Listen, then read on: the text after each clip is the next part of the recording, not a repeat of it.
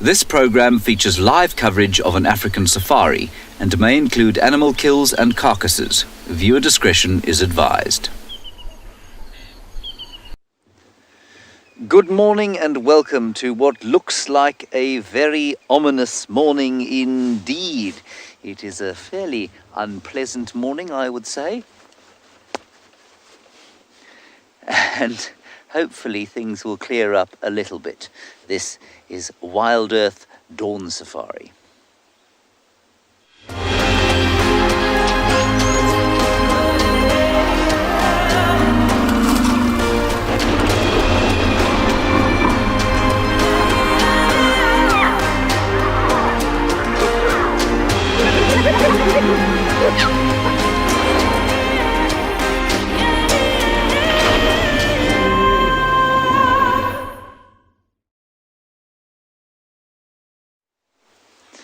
There are some wildebeest and they are hanging beneath the sky.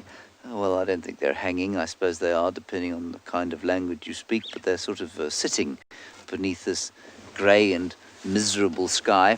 It's quite interesting for a little while to have sky like this, I suppose, in the middle of winter, but we'd normally associate this with the front in the summer. My name is James Henry. On camera today, making his world premiere, is Dino. That is Dino's thumb. And we're looking here at some wildebeest. Please ask any questions that you would like to using the hashtag WildEarth on Twitter. Alternatively, you can use the chat stream on YouTube or Twitch. And if you're a youngster and wish to get hold of us and be heard through the noise, questions@wildearth.tv, kidsquestions@wildearth.tv is what you should use. So, this storm blew up, I think, at Phinda yesterday. It was blowing already, and it's now come up into the northern reaches of the country. And there was a little bit of rain last night, and by rain I mean a few drops. There have been a few drops this morning. There are still a few drops now. I don't think we're in for much of a deluge, but we are in for an interesting morning of game viewing, because the light is going to be very different from what it normally is here in the winter. Let's now go down to Phinda and find out if the front has passed there or if it is still blanketing northern Maputaland as well.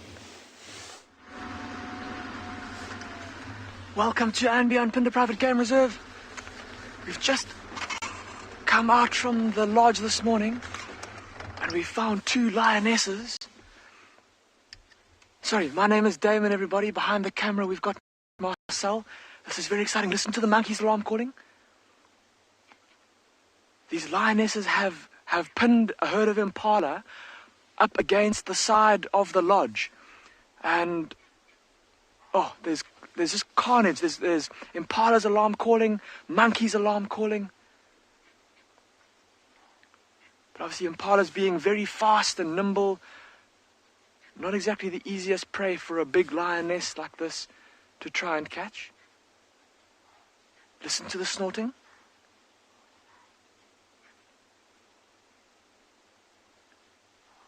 So all of that alarm calling is telling the other animals in the area there's danger here, there's predators here. It's telling the lions, we can see you. Don't try to come and attack us. So we're going to try and keep up with them, everybody. These two lionesses, looking at their bellies, tummies are pretty empty. So they're definitely hungry. We're going to try and keep up with them through this thick bush.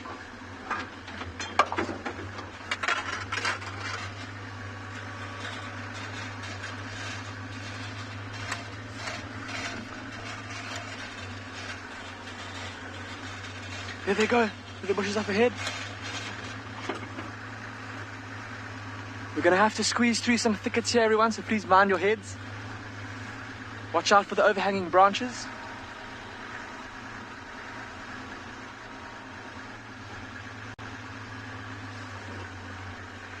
Okay, while we try and catch up with these lions again, let's go and say good morning to Barney, who I believe is driving through a riverbed.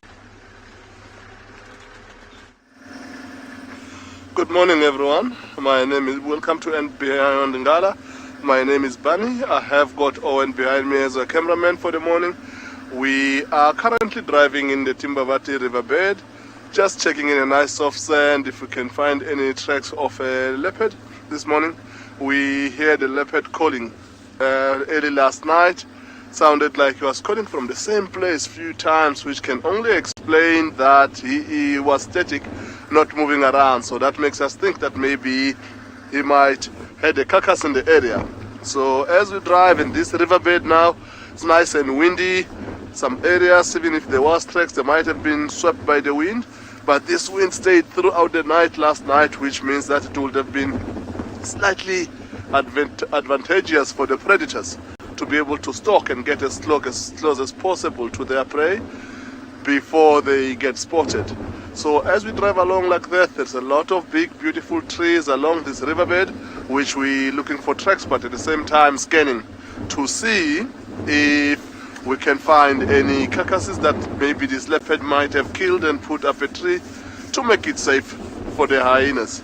So as we cruise along with this wind still pumping, we just hoping that we will spot any fresh tracks or the leopard himself or his carcass up a tree. So right now we're just gonna keep driving in the riverbed and see what we can get for the morning.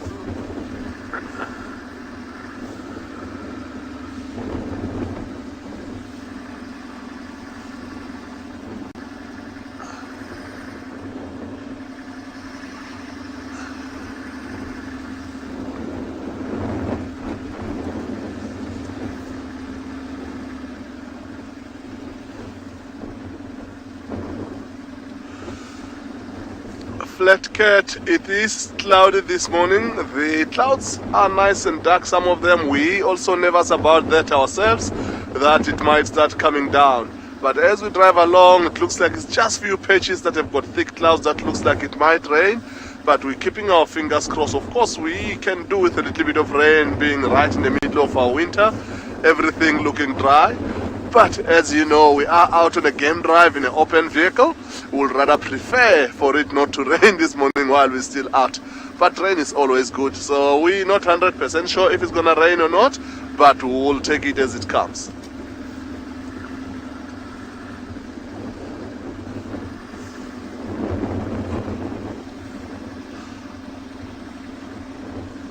So as we cruise along this river, we will carry on searching for tracks and hoping to find something good this morning. While we do that, we're going to send you over to Lauren to also say good morning this morning. Good morning everyone. I'm sure everyone has complained about the weather, so I am also going to complain about the weather. But first things first, my name is Lauren. I have Niels on camera today, and it's a very, very horrible day weather-wise. Niels will just give you a view. I'm sure you've seen it already. It's very, very thick clouds in the sky. We had rain this morning. It's grey. There's not enough ambient light, which is a tricky part for me. I don't actually mind the cold, and I really don't mind the fact that, well, there's clouds, but it's the lack of light that's really, well, hard for us. It's hard to see tracks. It's hard to spot animals, but I think I've complained enough. We are going to the hyena den. I gave my update yesterday for you all, so I'm going to give it again just in case anyone missed it. Corky's little cub was seen yesterday, so it's there. The issue I'm having at the moment is there's no adults, so I'm not able to spend time there. I can't go and just sit and watch and wait because there seems to be no adult hyenas around, which is slightly baffling. I understand that Ribbon will spend a lot more time away from her cubs because they're older. They're well over 3 months now. But Corky, her cub is very, very small, very little. So I'm not entirely sure why we're not seeing her around the den. But that's where I'm heading, and I'm going to plan on staying as long as I can there, just popping back and forth. Okay, so that's exactly where I'm heading, but you guys are going to head across to Taylor, who has spotted her animal for the morning.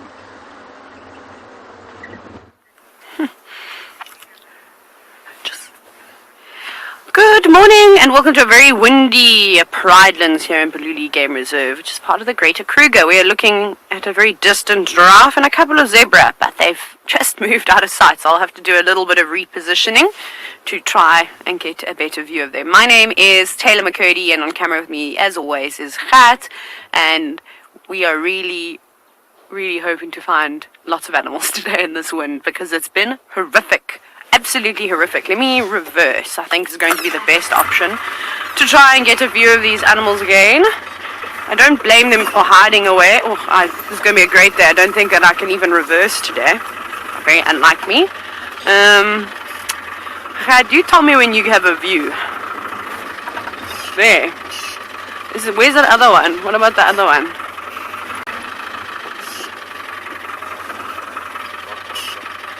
Okay, well, we have a quick look at the one giraffe on the rocks with the fig trees, and then we'll have to move on because I don't know how great our signal is here, I'm afraid. It might be a little bit touch and go, but yeah, it's in there by the fig tree. It's very difficult to see this morning. As Lauren was saying, it's all very grey and gloomy, but here we go, you can just see the giraffe's head moving around. It's a giraffe on the rocks today. That sounds like it would make a great cocktail name for one of the safari lodges when they eventually open again. But it's quite clever, feeding in an area that maybe not too many animals would want to walk up onto. I don't know how good a giraffe's balance is over rocky sort of areas, but anyways, it seems to be managing and staying up on its feet. Struggling with the branches blowing around and hitting it in the face. You can see it there closing his eyes every now and then, or her eyes every now and then.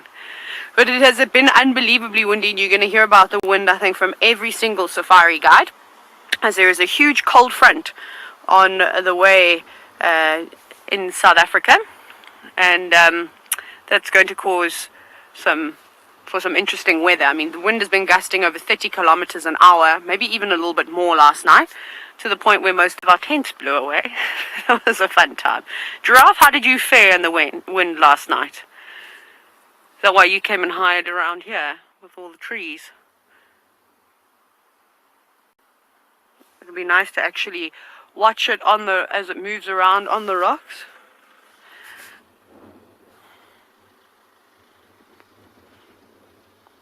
Oh, just feeding on something lower down now. But we just came to check this area. We're basically right on the boundary, as I wanted to see if the wild dogs crossed out, but I don't know if we're going to see any tracks this morning. It looks like somebody has actually come and graded all the roads. They're so smooth, and barely any footprints on the sand today.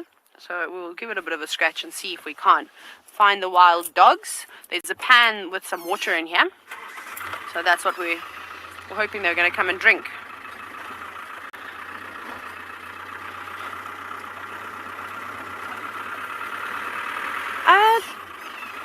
Sorry, I missed the name there. Bex, can I have it again? Scott, sorry, there we go. From Toronto Zoo. So there were a couple of zebra with this giraffe. It's not uncommon to see different animal species all living around together. Both giraffe and zebra have got phenomenal eyesight. But I think on a very windy day like today, where the senses, especially the hearing and the sense of smell, is going to be heavily affected by the animals, that you might find that they all gather around on a day like this, or move into the sort of open areas, and it's fairly open around here, just across the boundary. It opens up quite nicely, so they don't really have a particular relationship. The relationship with zebra is obviously, besides the cattle egrets and the red-billed oxpeckers having their symbiotic relationship with them, is we normally see wildebeest and zebras hanging around together. For those of you that have never heard of the Great Migration, I'm sure it should be starting soon, up in East Africa, where the wildebeest and zebra travel a huge distance from Tanzania and go up into Kenya and cross the sand and the Mara River. So there we see a great relationship, because zebra don't mind the length of grass that they feed on, very much like horses. They'll eat tall grass, short grass, medium length grass, but the wildebeest prefer to have shorter grass. So zebras come in, leading the migration, mow the grass down to a level that the wildebeest prefer. So that's quite a nice little relationship. Otherwise, safety in numbers is obviously another important thing. So the dogs are coming in action, but this type of vegetation substrate is very difficult to track on because it's quite rocky. There are a few sandy patches, and maybe with 6 dogs running around we might be able to see some evidence, but I'm just looking. It's anyways. Right, we're getting around here, and hopefully those wild dogs are going to pop up somewhere. I could not be happier. I actually want to squeal, but I won't. We have Ribbon, cubbies, and a youngster. I'm not sure if it's Sutu. I'm still trying to figure out exactly who this youngster is. Genitals are out. Everybody's happy. It's not just me. Greeting ceremonies. I'm sure the cubs are absolutely overjoyed that Mama's back.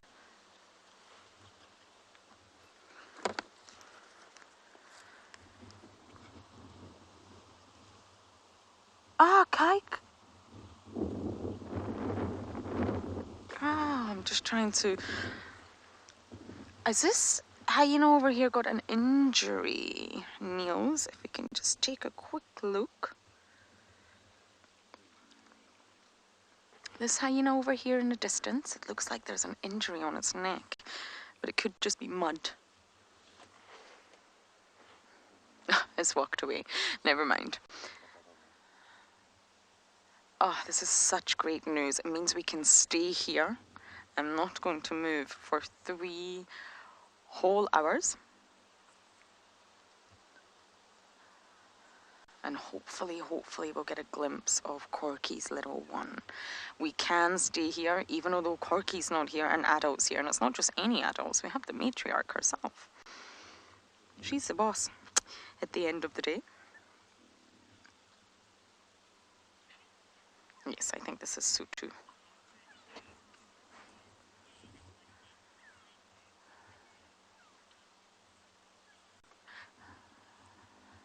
Scott, you mentioned the pups. They're actually cubs. When it comes to hyenas, we call them cubs, not pups. And they will move around, yes. So normally, you sort of go through a process of having a natal den. And a natal den is where the cubs are stashed alone, not meeting or integrating with any other hyena for about 4 weeks. And that's the sort of... Sorry, I think it's Kaikau we have here. We just take a look at this other hyena, and there we go. Blind in the right eye, I think that's who we have. And there's something on his neck. It could just be mud, it could be blood from a kill, or it could be an injury on the other side of his neck.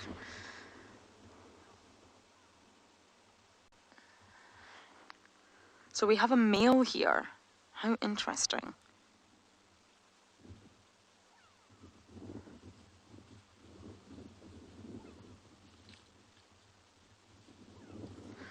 I think I said Kaika was Comet. Sorry. I haven't seen that. Ooh, you smell terrible. Yes, there's an injury right there, Niels. You see it on the hyena's neck? Or is it just blood? Scott, I'm so sorry I got distracted. I will come back to your question. I just wanted to check out this male before he disappears. So when you come back to us, I will go into full explanation for you.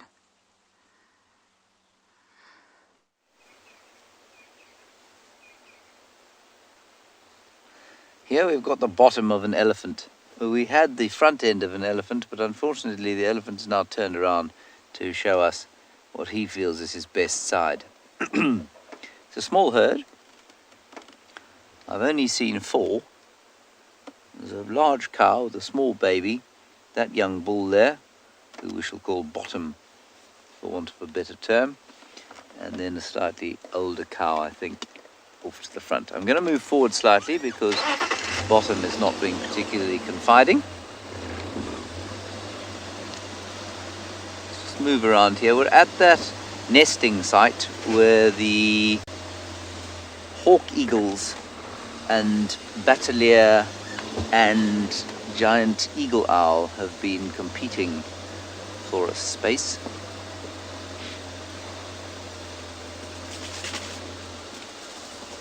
You've got to move quite carefully around elephants at this time of the day, and not this time of the day when the weather's like this, because they get a little skitty, and the one in front here has just done that, so that's why I've stopped, despite the fact that we're still behind the bushes. I don't like this weather. I find it nerve-wracking. I suppose most of us find this weather sort of nerve-wracking.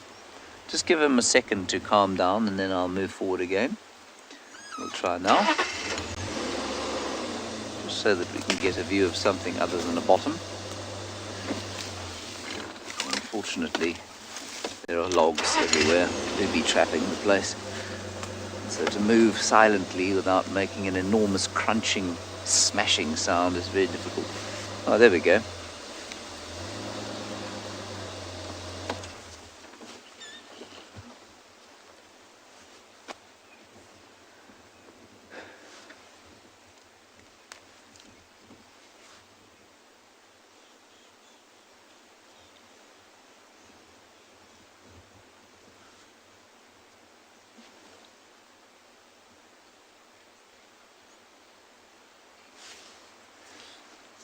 Alright, let's go back to Lauren now. Apparently the hyenas are active and moving around.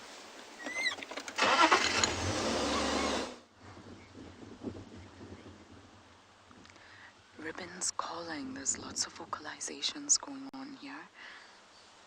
James is right, the wind does make animals nervy, but it also can excite the predators. Predators are known to get quite excited with the wind.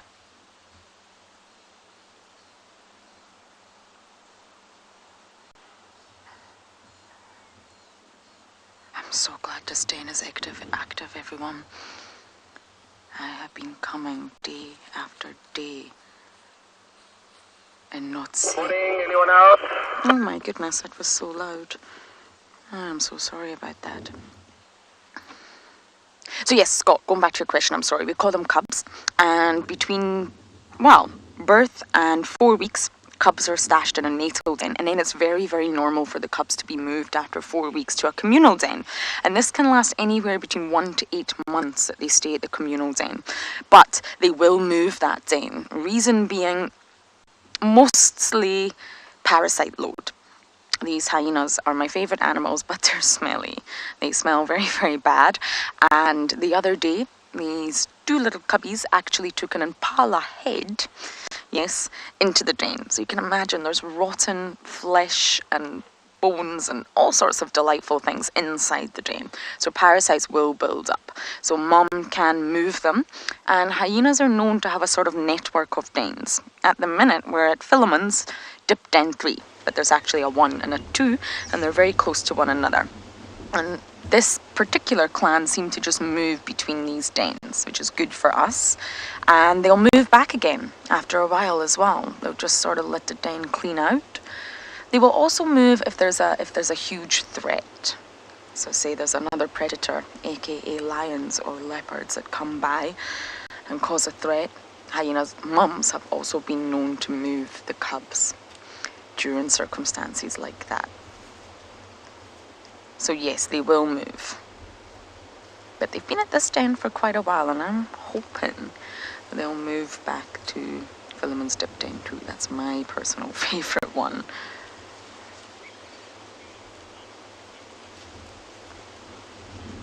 A butterfly, not necessarily. If they're cold themselves, yes. But if they're not feeling the cold, then not necessarily. These two little cubbies, let's take a look at the cub snails, have been outside the den running around like crazy for 2 days now with no adults. They've got energy, they're much older, they're mobile. This is actually quite a small termite mound. They don't want to be stuck inside. So they will be out, but then of course, butterfly, if they do feel chilly, they'll go back inside for warmth, absolutely. But you know what youngsters are like? They'll pretend they don't feel the cold. And this is a great comparison of the two. One is much darker than the other one. One that's sort of with ribbon right now, you can really see a spot pattern there. It's much lighter.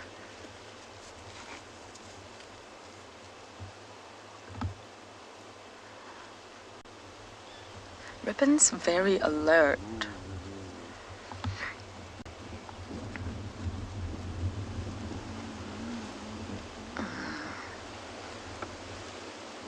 I wonder if she can hear something, but I can't.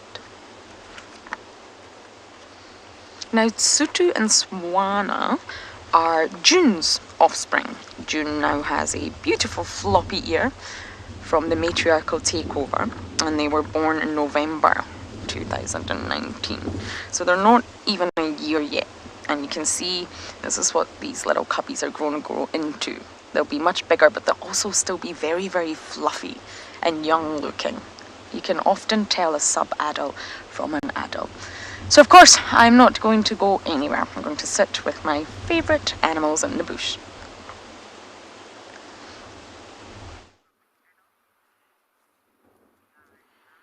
So we found the wildebeest. Actually wasn't too hard this morning.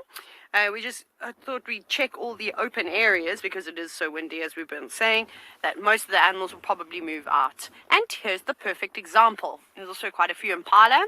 This is the world's biggest bachelor herd of impala. No, I'm joking. It's probably not the world's biggest, but definitely the biggest one I've seen for some time. So I don't know if you can notice how short the grass is here.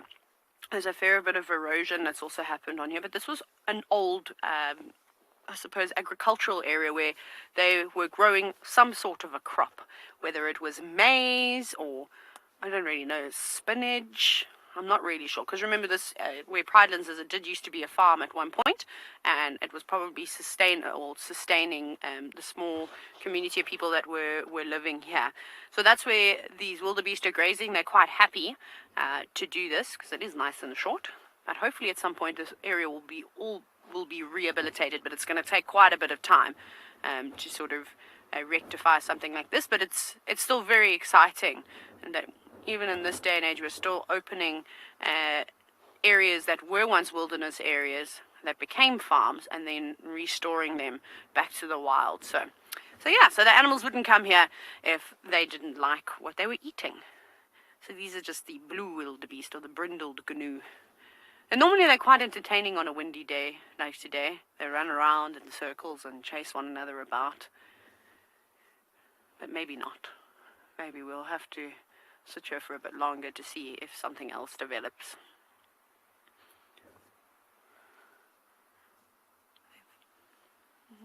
Trying to see them, I'm sure. No, 1, 2, 3. Oh, they're still the 3 calves. So you can see the 3 youngsters just on the left there. Their horns aren't quite as big as the adults just yet. They are coming into, I don't know why I made a wildebeest sound there. They're almost a year. And a bit. Oh, very, very fat, which is good. Remember, you can send us lots of questions, and we'd love to hear from you this morning. So please remember to #WildEarth with your questions or comments or anything that you'd just like to share with us on Twitter, and then comment away on the rest of the social media platforms. Now they're all moving in the opposite direction. Where are you going, wildebeest? I don't think you'll be able to hear all the oxpeckers that are on them either. It's a bit windy. George, so, a fully grown wildebeest bull, I'm not going to remember how much the weights are, but in excess of 250 kilograms? Probably a bit more, Kat? A bit more? Maybe 350? Not too much more than that, though. They're not a very big animal. Hello, wildebeest bull. Speaking of the bull, he's just decided that we might be a threat, which is why he snorted at us. The journey just worked out that we're here. Yeah, they're not exceptionally big. They're also not very stocky. Like even zebras will weigh a little bit more. They sort of have a lot more meat on them. You little ones, catch up.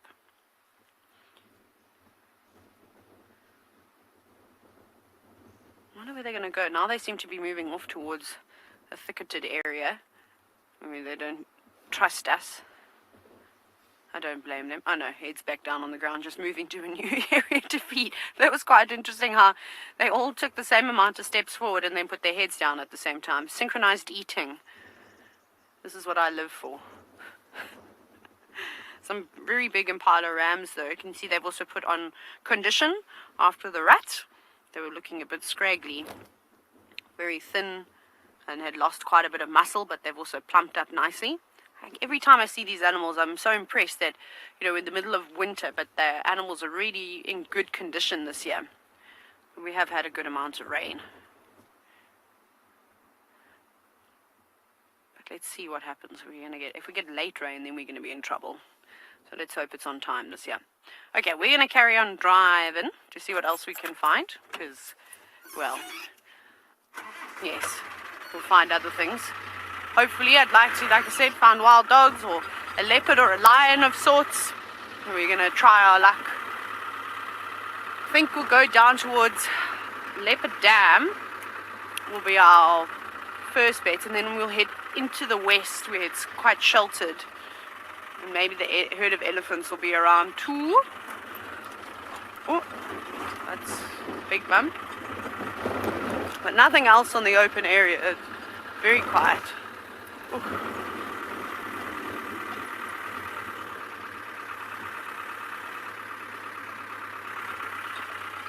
Seem to have lost the final control. Hopefully they'll... Okay. Are they? Okay. I don't... Wait. Some red-billed quailias just flying overhead. I'm surprised that any of the birds are actually brave enough to fly in this wind. Oh, we did see a trumpeter hornbill this morning. Very briefly. It was struggling, though, to fly. Yes, Gert, what did you say?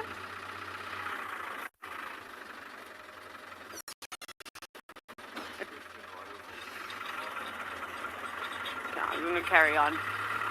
So we'll just see what else we can find.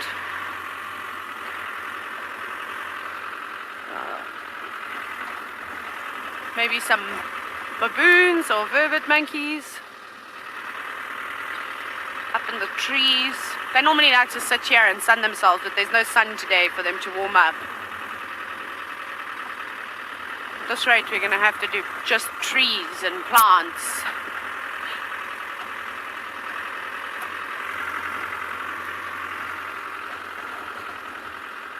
Okay, go down this road. Maybe Marula Lane will be the place to be. Can't hear you.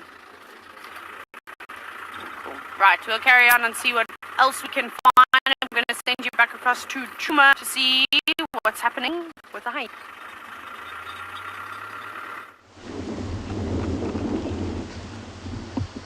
The cute but naughty cubbies. Sutu here just wants to play, and Ribbon doesn't want to play. Ribbon wants to just relax in peace.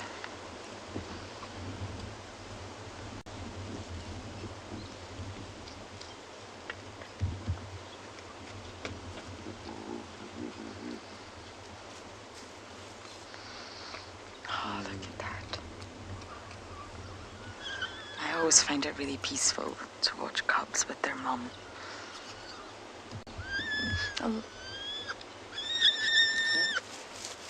A lot of people think that hyena offspring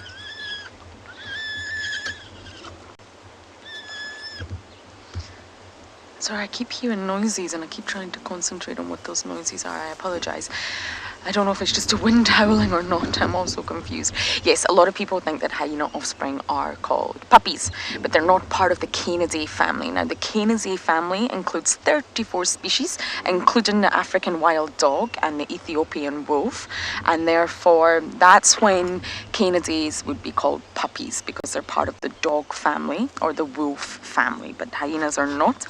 They're part of their own little family called the Hyaenidae.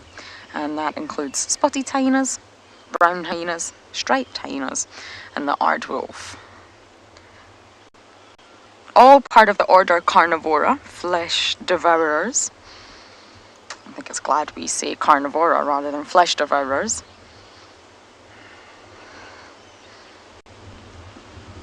Bob, you're asking about the mortality rate for hyena cubs, and believe it or not, it's actually very low. It's not as high as you would think because they are very resilient animals, and it starts from the birthing process. So a hyena's birth canal actually takes a sharp 90-degree bend. and it's very, very narrow. So a lot of mothers die in that process, especially first-time mothers, which is really sad. And sometimes the cubs, normally hyenas give birth to twin litters. It's normally 2. 3 has been recorded and 1 has been recorded, but on average it's 2 cubs. And sometimes the cubs can also suffocate on their way out. So it's really not an easy sort of process for mother or young. And there's a mortality rate of 60%. So sadly, it's noted that 60% of the cubs suffocate on the way out, which is very, very sad. And this in turn can kill the mother. The birth canal is only 1 inch in diameter, and it's twice as long in hyenas than it is in other mammals. So it's a very, very difficult process, which can be fatal. Ribbon's lost a lot of cubs in Tswalu. We really, really hope that because she's matriarch now and life is a little bit better for her, that these little cubbies will survive. She's a good mum. She's raised in Tima to success, and Tima's a female, which is good for the clan. And she's now 3.5, almost. Which means she's an adult now, and Tima's definitely an adult. And hopefully, Tima will, well, have her own little cubbies at some point this year, as she's sexually mature now.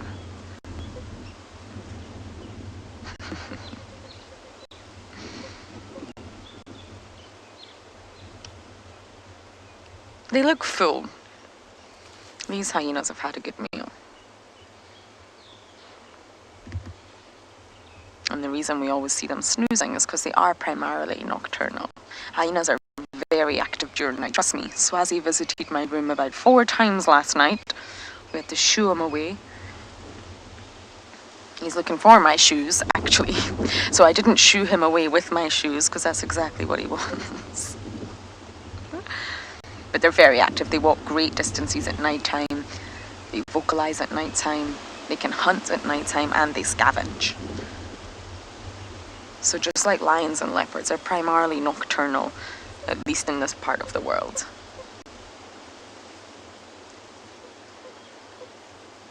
And Rib Rubs has been very trusting of us throughout the whole process of becoming a mother again.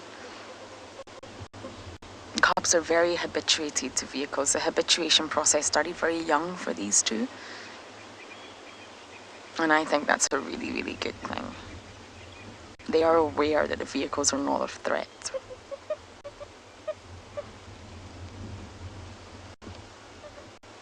I'm keeping my eye on the den entrance, because I think the cub from yesterday just popped his head up for not that long. So I really hope this morning's going to be the morning that you're going to get to meet Corky's little one. But what I am finding interesting is Corky and Ribbon. I haven't seen them at the den together. I find that fascinating. Are they doing a bit of a timeshare? Are they avoiding one another? I do not know. So sit tight and the wait for the little cub begins.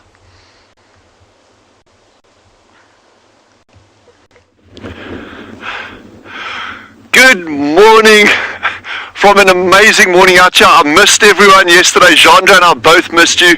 It's another stunning day at Tswalu Kalahari. We are branching out today a little bit. No, but seriously, we apologize. We had some tech issues yesterday that was completely beyond anyone's control. We did try. I spent the afternoon trying to find this crazy duck nest with no success. But we are on our way up to the meerkats again. We're holding thumbs. There's a lot of wind this morning. You can see how this tree is moving from the wind like that. But yeah, we're going to go up to the meerkats now. They're about 5 minutes up the road from us. And yeah, we're just going to spend the whole morning there and see what we can get. Yes, there's been some amazing stuff going on here last night. There's cheetah tracks everywhere. There's buffalo tracks. So let's just go out and have an amazing day, and it's good to have you with us.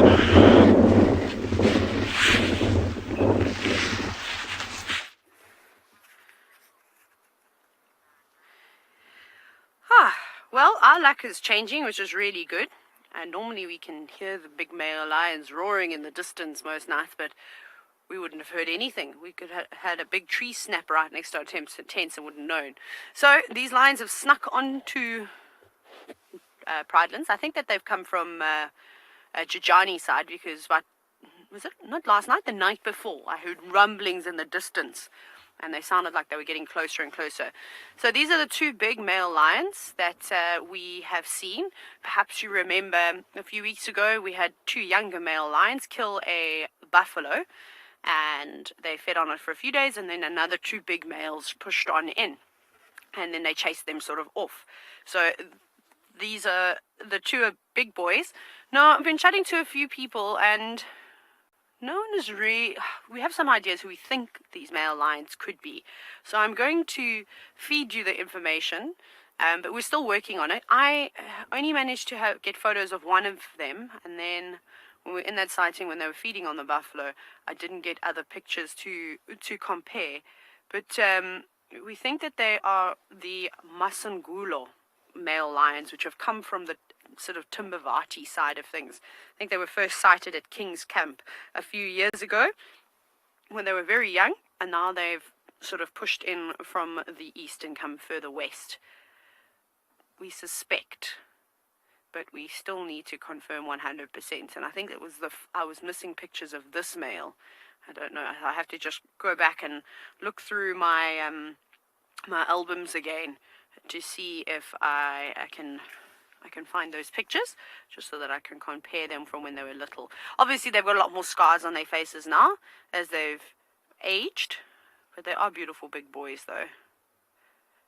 They are lovely. But just sitting in the grass. I actually looked over the side of my door because I was looking at some tracks on the ground, and they were leopard tracks, but very windblown. And then I looked over to my left, and I just saw one of their heads popping up all of a sudden, looking at us. Because if they were laying flat like they are now, we wouldn't have seen them from the road, because the grass is a little bit too tall. So I'm very thankful that there were leopard tracks for that moment. It's nice to see them, though. We don't often get to see the male lions, as they've traveled quite a big area. Look at that, how they completely blend in. If those were lionesses, oh my goodness, you wouldn't even see them. It's that big mane that gives them away. But also still very wary, looking around every now and then. So I don't know which direction they've come in from. I didn't see their tracks. They could have even popped on yesterday afternoon, but we were down in the south chasing after wild dogs, and we didn't really get an opportunity to check up here in this northwestern corner. So it is quite possible that they've come on before. But with this lion, he's got very tatty ears, and you can see his left ear has actually got quite a big nick missing. Just trying to see how I've very sort of fly-bitten ears. And then that mohawk stripe, which is quite cool. But you can see that with lots of lions, so I don't know if we should use that necessarily as an ID feature, but definitely that notch out of his ear. Why are you so filthy? I wonder if they've eaten something. I can't see if their bellies are full now, but they've just got all sorts of muck on their chins. Doesn't look like they've spent too much time looking after themselves. Very patchy on the face too.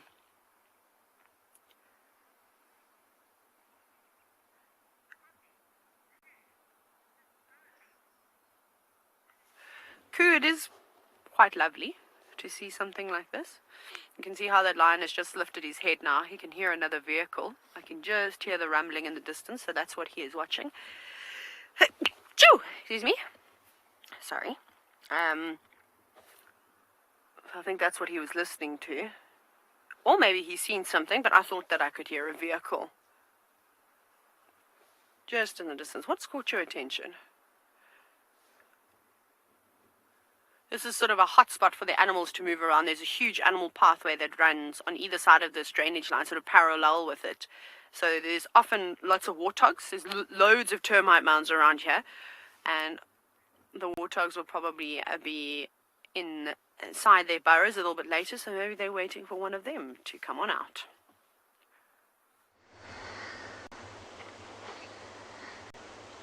We have just witnessed the most incredible behavior. The cubs are squittering, which is a really high-pitched something like that. Along the lines of that. And we call it squittering. That's the vocalizations that a hyena cub makes. Every time the cub squitters, Ribbon chases Sutu away. Every time the cubs get a fright, because it's very windy, there's lots of different suns around, and the cubs run back into the den, Ribbon goes and calls them out. You are a fantastic mother, Ribbon, and we all love you. It was difficult to accept Ribbon's initial takeover because Corky was the matriarch. But I think Ribbon's really proven herself, and it's not been an easy ride for Ribbon too. She's done so well. Jerry, you're asking how long will the little one suckle for? Well, hyenas actually have one of the longest sort of lactation periods in the animal kingdom. Their milk is incredibly rich in protein, fatty acids, calcium, and they have an extended lactation period. So, on average, it's 18 months, which is a year and a half, but it can extend to 2 years. And it takes 2 years for the cub's jaws to spring into action before they can really crunch through bones and toughy tendons and horns and all sorts of delicious things. And that's why they stay in milk for so long. They will sort of dabble with meat before then, absolutely, but it will be the softer parts of the meat. So it's a really, really long time that they suckle for. Milk is so rich. Again, it's one of the richest, and it's safe. It's safer than eating, well, rotting flesh, shall we say. So these...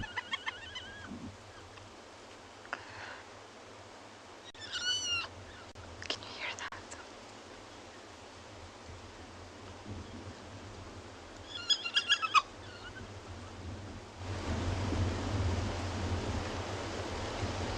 That's squittering.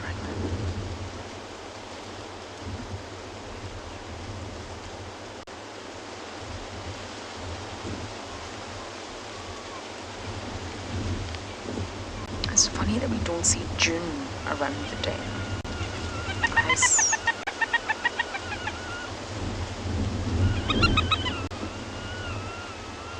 I saw June the other day with Tandy. Yes, that was an unlikely encounter.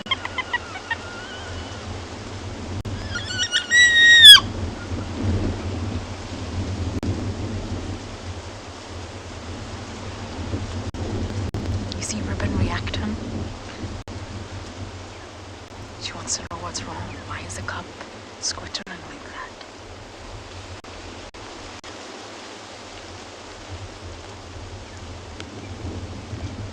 I don't think Ribbon knows that when she's not there, the cubs are out and about.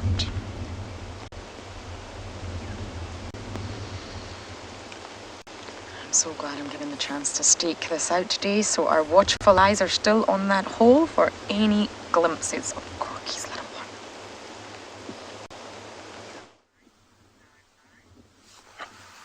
Yeah, so the weather has been playing up this morning, as indicated earlier with the clouds for when we spoke to Flatcat. So it drizzled a little bit. We're on the way back to camp, and it stops, and we're back out again. And we come across this beautiful herd of impala that every single one of them put their heads down and they're feeding, and they're trying to feed quite fast.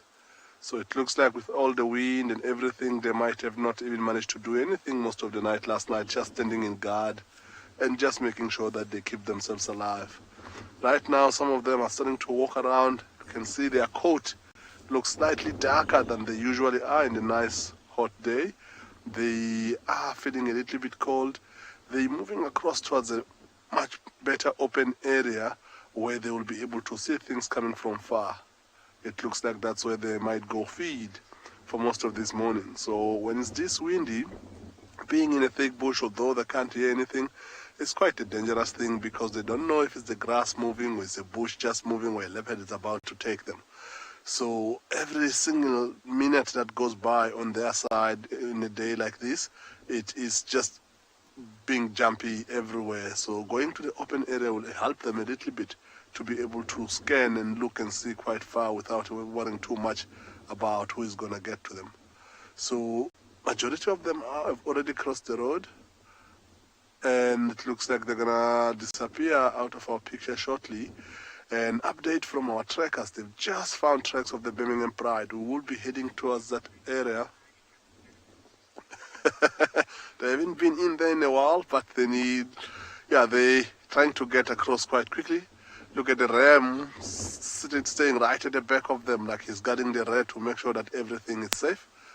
So as they disappear, we will go towards our trackers,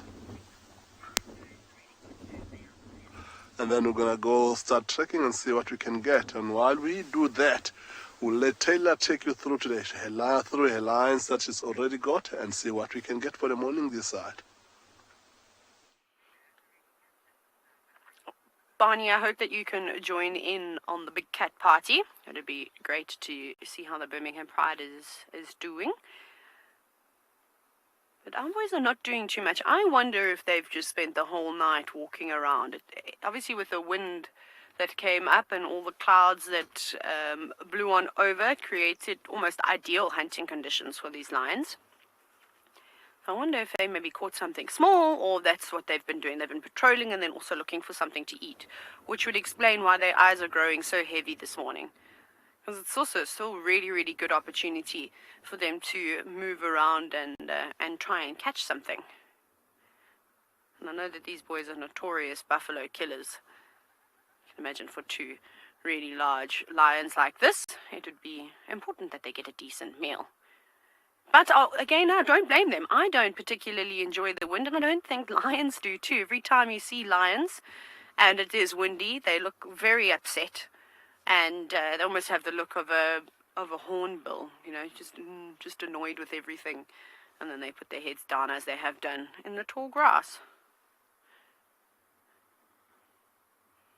But we'll probably sit here for a little bit longer to see if they do decide to get up.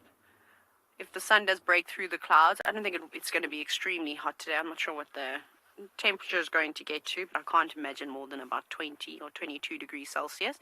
They won't need to move far. There's nice trees just behind them that they can tuck themselves under.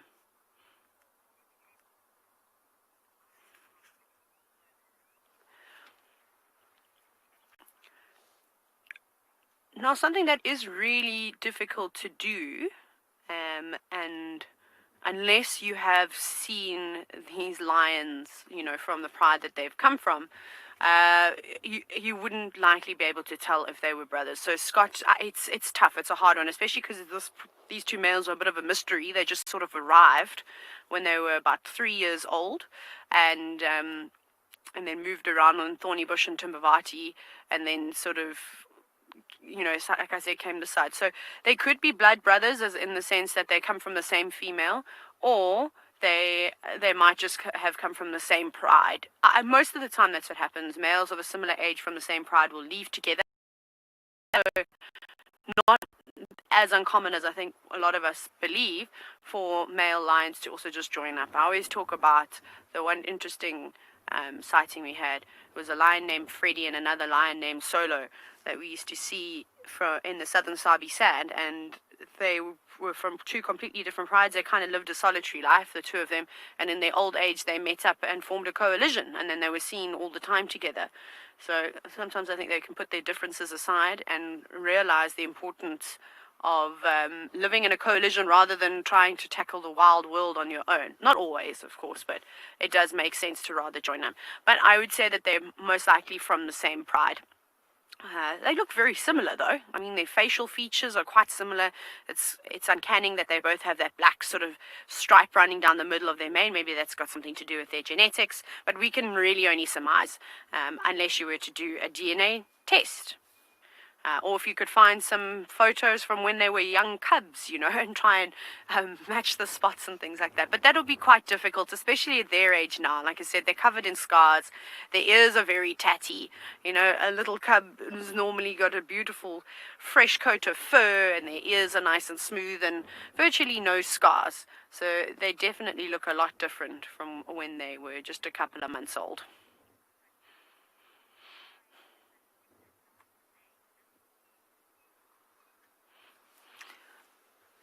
Pranav, they did a really interesting study quite a few years ago now.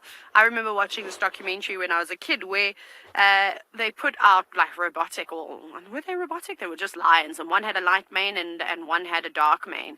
And the females responded much better to the male with a dark mane. So, you know, it has been suggested that normally males with darker mane carry superior genetics, and that seems to be more attractive to the females. So these boys have got nice manes. This is quite typical for lions of this area.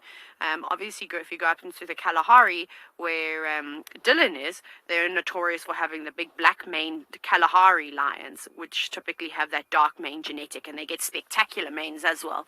So out here, you know, you will see some darkening of the mane, which is a good sign, you know, of maturity and I suppose good genetics, but that doesn't mean that the lion is going to be successful. Having a big black mane doesn't make the lion a good fighter. And you know, I think that also comes down to a lion's success. You know, I've seen some lions in Zambia with almost no manes, but you know, real street lions, if you could call them that. They're used to living the rough life, and we're just, like I say, just really good fighters and taking on other male lions. And I think there's a lot of different things that you need to put together in order to for a lion to be successful, not just necessarily the color of their mane. It might mean that the girls prefer you and you might win the pride over a little easier. But whenever you have a pride takeover, so if new male lions come into an area and chase off the existing boys, the females don't just accept them straight away. Every one of us, every safari guide at some point in their career has witnessed lionesses tactfully trying to avoid male lions, and I saw it a lot. I think I've spoken about this a few times, again in the Southern Sabi Sand, with a pride called the Southern Pride. And the four-ways males are beautiful male lions that the Southern Pride just absolutely adored. And they spent a lot of time together. Whenever the males called, often the females responded, and they would, you know, meet up with one another. And then the Charleston males, some of you may have seen pictures of one of the lions. He had his canine dangling out of his mouth.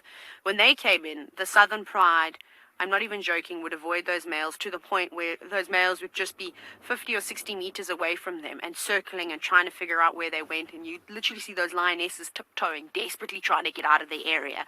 And it wasn't even necessarily that they had young cubs. There was one female that had young cubs, but she was still out, you know, off and kept them in a den somewhere, away from the pride. And the other cubs were old enough that they, you know, weren't going to be killed by the new males. So that was really funny. And it took a few months for the Southern Pride to settle in. So these types of things typically do happen on a regular basis. So I haven't seen the interaction of this pride with the Pride Alliance that is seen here. We haven't really figured out the pride dynamics just yet. There's obviously just a lot of hearsay from what we've heard from everybody else, but it would of course be nice to be able to witness everything ourselves.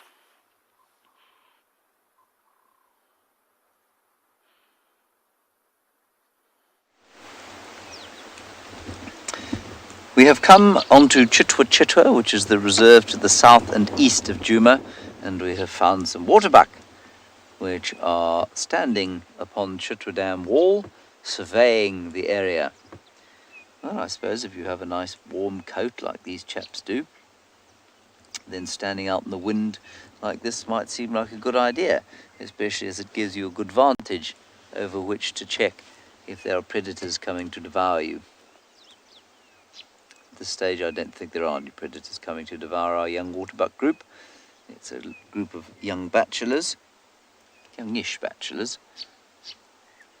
two quite young, two on the verge of becoming adults. at which point their hitherto friendly relations will come to an end. They are staring quite intently down into the riverbed that has been dammed here, but there's not a great deal of consternation or alarming, so I don't think an enormous pride of lions is about to emerge from the bushes.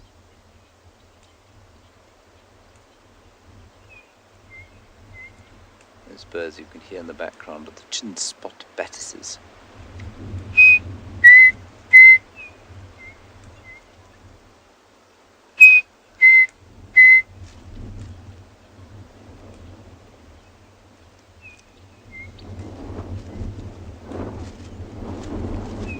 It is a thoroughly miserable day here in the Lowveld. Weather-wise, I mean. I don't feel miserable, it's just weather-wise it's pretty miserable.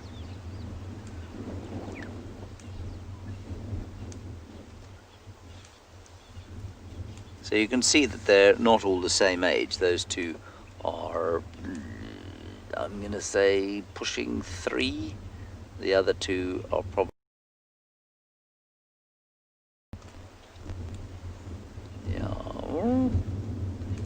maybe actually sort of, probably 1.5 and 2.5. So those chaps 1.5 years old, and the other two 2.5 years old. And you can see it very clearly from their size, and also, of course, from the shape of their horns. And the two older ones, not quite yet territorial. They'll become so in, I imagine, the next year or so.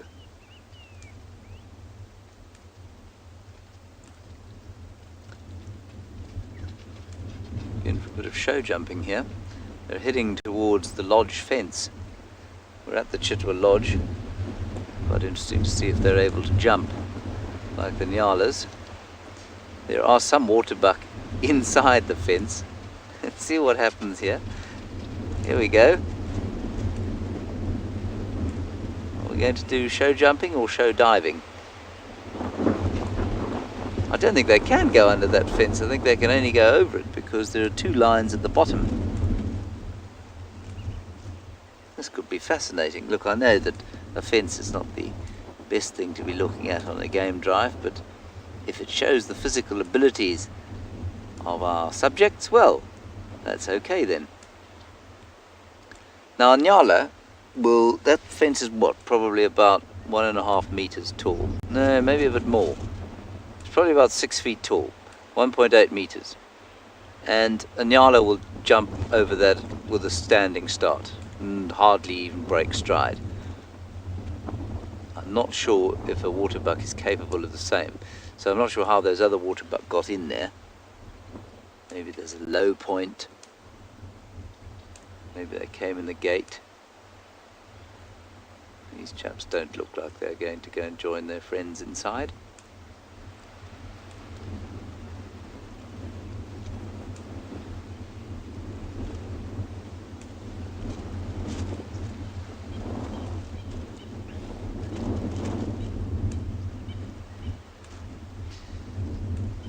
Neither, I'm not sure if I would describe their horns as fluted, but all of the antelope, if I'm understanding you correctly, have got those rims to their horns. So they've all got horns that have those concentric circles around them.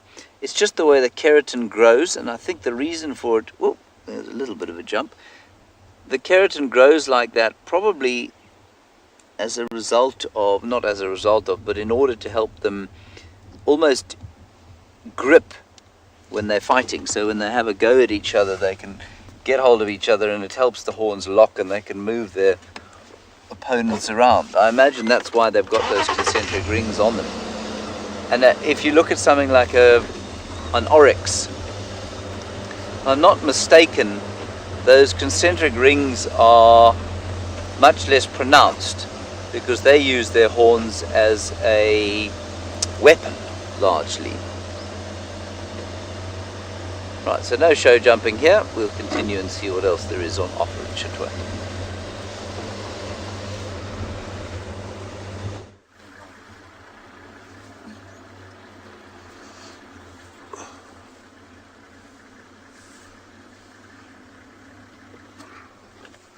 So that getting the back end of these two bulls, they walking in such a thick bush, but they're very close to the river itself. It is bulls that looks like they might be on a trail of the whole herd, but they're moving quite quickly, so they're not sticking around too much. I do think that if they carry on moving like that, we might get a better view of them crossing the river in the next few minutes. But the area they are on, it's a little bit difficult to maneuver and try and keep a distance away and still see them.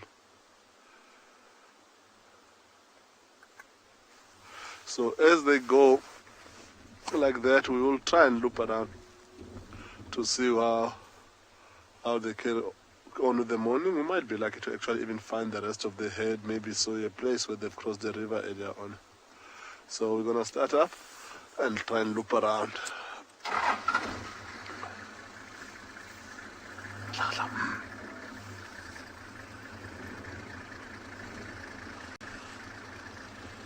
So yeah, as we drive around, try to find these elephants again, we're gonna send you over to go enjoy those hyenas, baby hyenas that are playing around this morning. Our situation's calmed down quite a bit. Everybody's relaxing, except the wind. Now, I said 2019 for Sutu. Sorry, I meant 2018. I am still in 2019. I've not really accepted 2020 yet. I apologize about that. Even when I write the date down, which is very rare these days because normally we use computers, but whenever I write, for some reason I'm still stuck in 2019. So Sutu was 2018. Apologies. And she's very, very full. We'll just take a look at little Sutu over here. She's snoozing. She's keeping distance though, which is a sign of respect for Ribbon. And look at that full, fluffy tummy.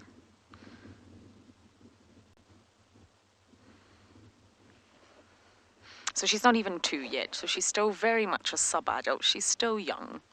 She's still learning.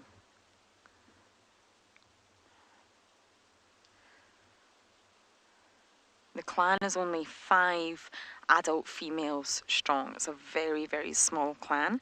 You have Ribrobs at the top, the matriarch, and then her daughter and Tima will be very, very close under her. I believe that Heart could be next, but we've not seen Heart in a while. There's also some thoughts that Heart maybe had a litter of her own, and we really, really don't know that. That's speculation. And then there's June and Corky. Those 2 females are the ones that I'm slightly confused about. Corky's clearly got a little cub in this den, and she must come here. There's no way she can't, really. And June, I don't know. I'd really love to see all 5 adult females here. They need each other. Although there's a hierarchy, they do need one another. 5 adult females is not a lot for a clan. A very, very small clan, especially compared to the likes of the North Clan and the Masai Mara.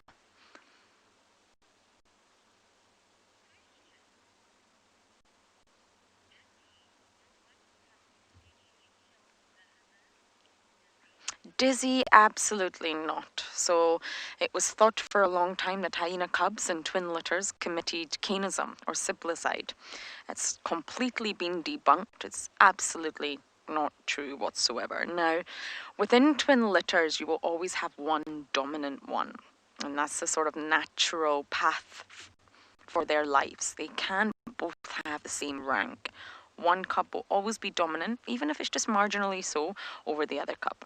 And what that can mean is it can be stronger, it can be bigger, and it may always get the sort of first access, first dibs to milk, or will maybe only get the sort of available nipple according to mom's position. So therefore the other cub may just become weaker and may eventually die from not getting enough milk, or maybe get injured from the other cub, but it's not intentional. It's not direct siblicide. It's indirect. So it's very common for a mother to lose one cub, unfortunately, but it's not through the other one killing the other one. But it was thought to be that way for a very, very long time with hyenas. But that's sort of been debunked, and it's really not the case.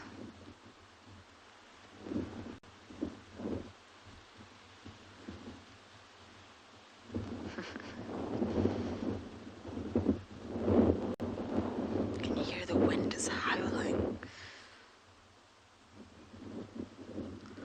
This is a perfect day for predators, it really is.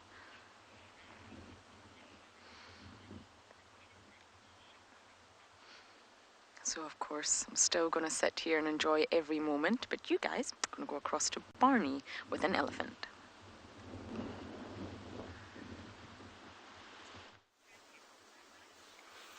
Yo, look at this bull here. As he feeds, he decided now he's gonna just open his hose pipe, and a lot of water is flowing out of that place, and there's few little drops coming from his behind. It looks like he's making space for a little bit more grass that is busy taking underneath that big tree there. So for a bull like this, this is the story of his life. This is what he does for most of the day. Walk, keep eating up to about at least 20 hours in a day out of the 24, just to keep that big body going. Barney, you coming? So he slowed down a bit. When they were coming from further up, they were not feeding as much, but it looks like he knew where he wanted to go feed. So right on the bank of the river like that, the grass must still be a little bit lush.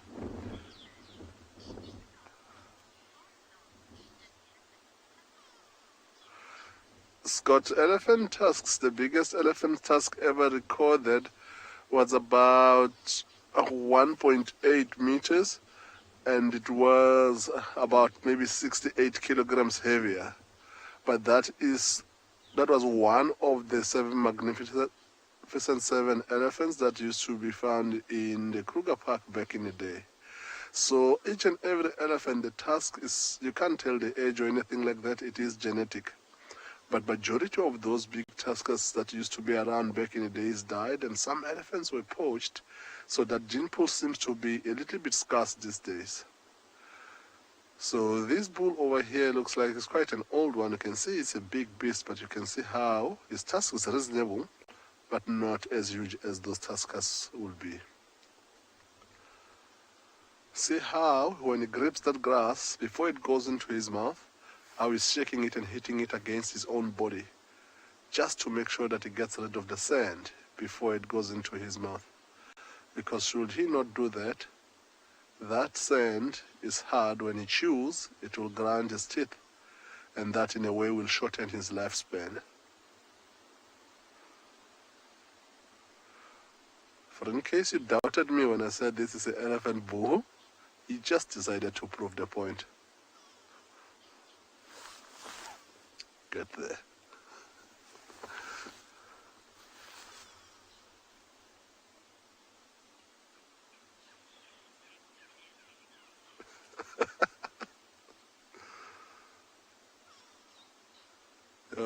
Where we're sitting now, we hear grey go-away birds all over around these elephants calling, and one goes to wonder if these birds could have spotted the pride of lions we've been tracking, or it's just them just maybe seeing something else. But if this elephant has spotted those lions, we'll definitely know about it, because he wasn't going to keep quiet about it. We'll try and chase them off. So this is still quite a cool morning, but you see how infrequent he flaps his ears. He flaps his ears once every 3 minutes or so, whereas if it was in a nice hot summer day, those ears will be going non-stop the whole time.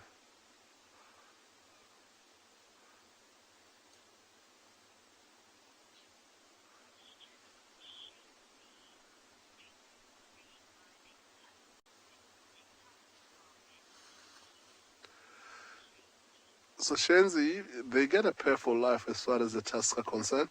The other bull is going to come into the picture now. So if a tusk gets broken, and become shorter than the other one, it will still grow, but it's not going to grow back to the full length of where it was before. So it is teeth in a way, but similar thing to us. If you break a teeth as an adult, it will never grow back. But if you break it when we're young, when you're still going to get it off, then you'll get another one. So the tusks don't grow back once they're nice and big. Tusks doesn't come out when they're very young. They only start showing anything from 2.5, 3 years old, and that is the pair for life. That breaks, it's done. I don't know if you've seen the other bull just walked across further back from where this bull is standing, and we haven't really seen any other signs of the herd that we thought that they might be following. So this might be just two buddies that are hanging around together, following this riverbed and feeding on this nice lush grass. And at the moment it looks like they're gonna keep feeding where they are for quite a while. Since we've got tracks on hand to try and track, we're gonna let them be while they carry on feeding. Try and see if we can catch up with these lions. Maybe they're still on the move.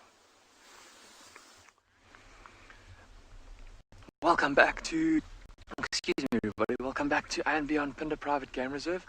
It's been a while since you last saw us, and we were following those lionesses for quite some time, watching them try to hunt. Unfortunately, they were unsuccessful, and we lost them in a very dense thicket. But we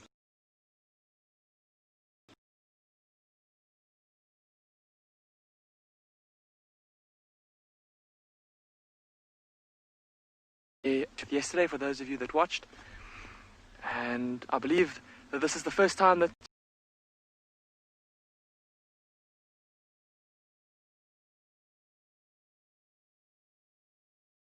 but look at this.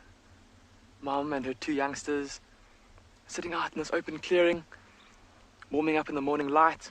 It was terribly windy last night. Would have been very chilly, so these three cheetah will have been huddled together for warmth. And now that the sun is up, they're all sunbathing a little bit, warming up for a bit, and looking at their tummies. They all look pretty full.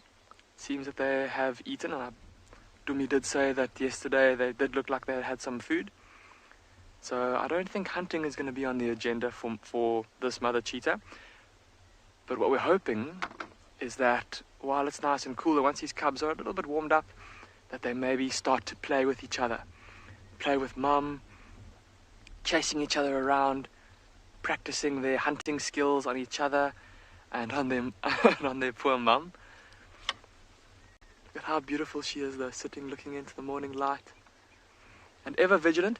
So just before you guys joined us, we'd been sitting here quietly, and we could hear in the distance some alarm calls. First it sounded like wildebeest, and then we heard an inyala, a very distinct, deep sound, like a bark. And that was followed by what from this distance sounded, to be honest, like lions fighting over something. And so we've asked our tracking vehicle to go and have a look. But when we heard that sound, it was amazing to see how all these cheetah are now sitting up. When we first found, or when we first got here, they were all lying pretty flat, like this one cub is doing on the right now. But then as soon as we heard that sound, they all sat bolt upright. Oh, look at this little female, she's stalking a bird. Look how she's lying flat. There she goes, stalking the bird. But now stretching. You can't do that. You've got to decide. Stalk or stretch. You can't do both. But she's gone back to stalking mode. Look how she's looping around. I think she's trying to get better cover. Oh, and this is fantastic. This is just what I was hoping for, everybody. Look at chasing the bird. It's a little African pipit, for those of you keeping a bird list. Hear it calling. Little brown bird called an African pipit. And a specialist of they're found in many habitats, but they often like to spend time in open areas like this open clearing. And I'm hoping that this is just the beginning now, everybody. We've seen this first little bout of play from this little brother and sister, the two little cheetah cubs. And I'm sure from here it's just going to get better and better. Look at how that little female's tail tip is twitching around. But what has she got in her mouth? It looks like she just tried to bite something and obviously not very tasteful, whatever it was.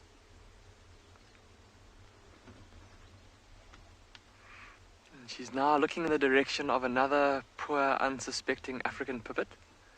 I wonder if she's going to try and stalk it.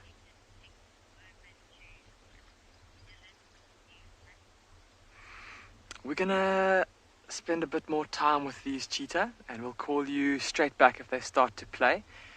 But in the meantime, let's go and head across to Dylan at Tswalu, who has a new hat to show you.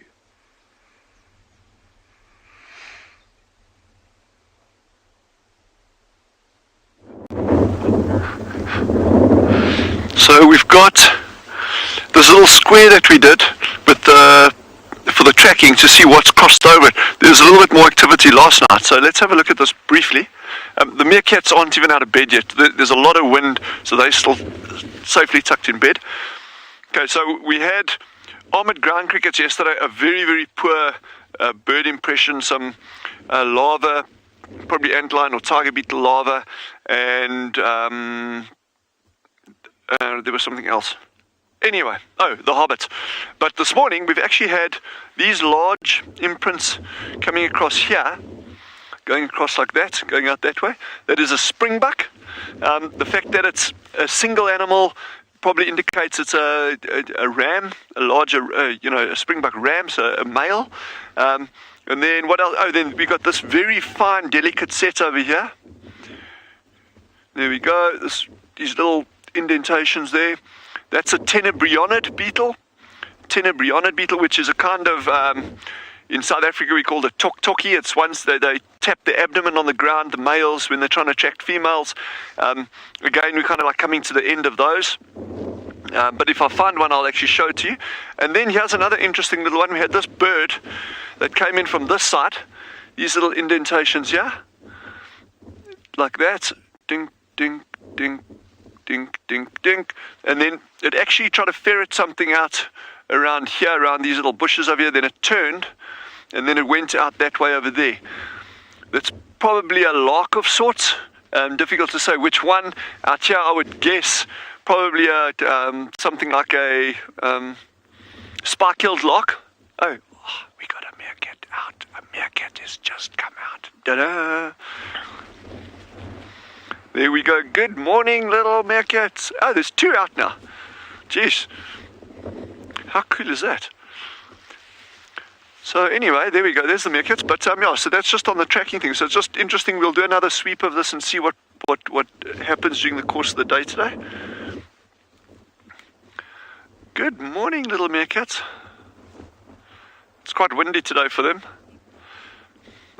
So let's just wait here and see how long it takes for the others to pop out.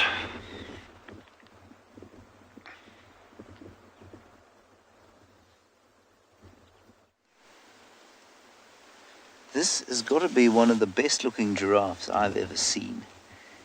He has got such a gorgeous coat. Isn't there? There's something almost royal about it. It's such a deep shade of, well, what would we say? Reddish brown, I suppose. It's almost like he's been varnished. Magnificent character.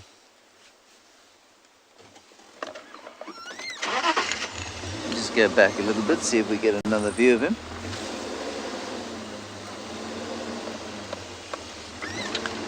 I think he'll pop out now.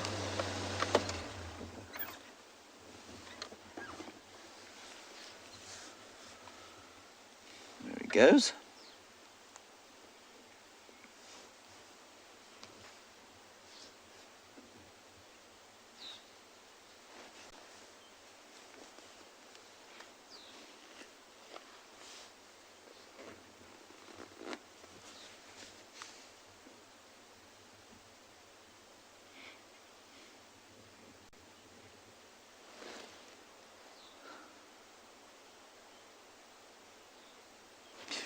Tarantino Cindy, what a name you have.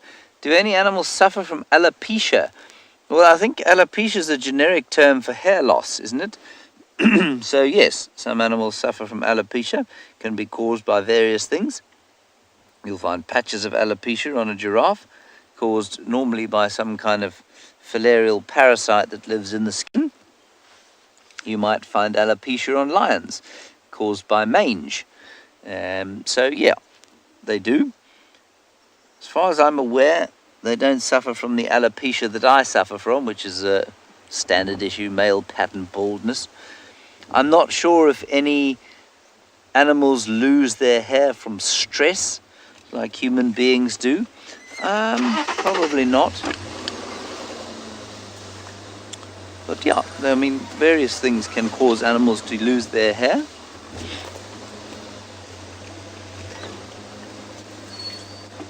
The thing is, I mean, much like, you know, most of human hair loss and that sort of stuff occurs again because we have lifestyles that are not what we evolved to. So, you know, things like the alopecias and post-traumatic stress syndrome and all that sort of stuff that afflicts us doesn't afflict animals to the same extent because they don't live in environments in which they have not evolved to live in. And I mean, I know I've banged on about this a lot, but I think it's quite an important concept to understand. Then a question about whether or not giraffes of different species have different colors. Yes, they do have different colors. They are not all the same color. Well, they are similar colors, but not all the same color. They have different shapes of markings on their skin. But in general, they are lighter, sort of honeyed yellow in between the reddish brown patches. They're all that kind of general color, but sometimes the patches are much redder than at other times. Sometimes the bits in between are much whiter. And so, yeah, no, you do get different variations on the same theme, I would say, as opposed to different coat colors entirely.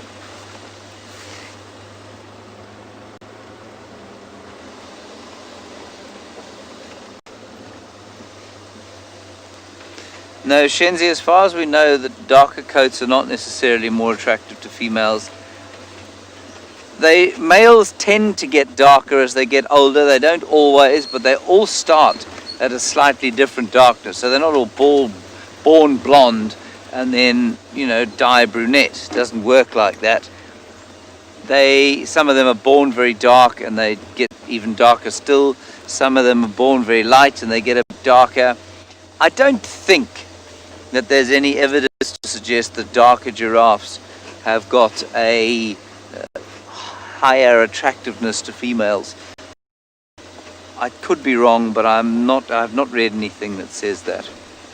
I think it's just a kind of natural variation. And I think that we wouldn't see nearly so much variation if there was some kind of sexually selective pressure for darker giraffes. We're going to go up the Mlawamati drainage line now.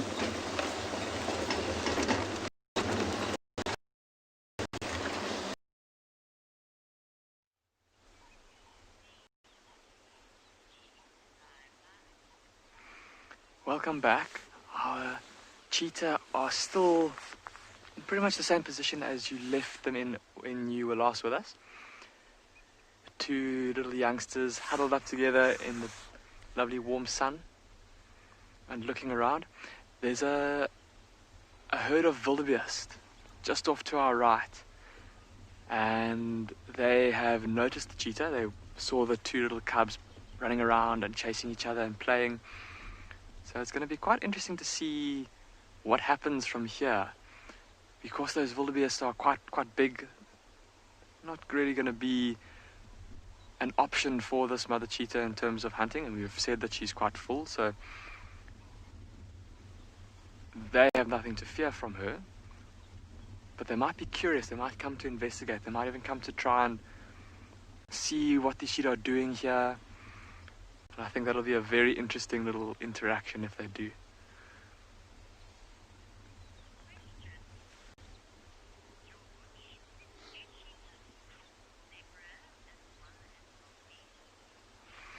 George, you're asking if cheetah hunt zebra and wildebeest. George, generally speaking, adult zebra certainly are very big. Can you hear that? Can you hear that, everybody? It might be just too faint. There's definitely lions. Did you see how those cheetah all immediately looked in that direction? There's lions busy fighting over a kill somewhere on the other side of those trees. Oh, I'm sorry, everybody. Apparently, it's just a little bit too windy for you to be able to hear, but we can definitely hear there's some commotion going on there. It sounds like lions fighting over a carcass. And amazing how attuned those cheetah are. They heard that sound, and they looked straight in that direction. Of course, this mother cheetah will want to keep her cubs as far away from those lions as possible. But sorry, George, to come back to your question. So, an adult zebra, being so big and having that powerful kick, is too big and powerful an animal, even for two big male cheetah or a coalition of male cheetah to take down. But something like a wildebeest, especially a younger one, an adult female even, I've seen male cheetah taking down adult wildebeest before. But for a single female like this, a wildebeest or an adult zebra is a bit too big. She would be able to hunt a young wildebeest, but she would of course run the risk of having retaliation from the rest of the herd. They might come back and try to rescue the calf. Similar case in terms of a herd of zebra. And again, I think for a single female like this, it's unlikely that you would try to hunt a zebra foal because of the risk that she runs of getting chased off by the rest of the herd as they come back to rescue it. In the case of 2 or 3 adult males, a coalition of adult males, they will hunt zebra foals.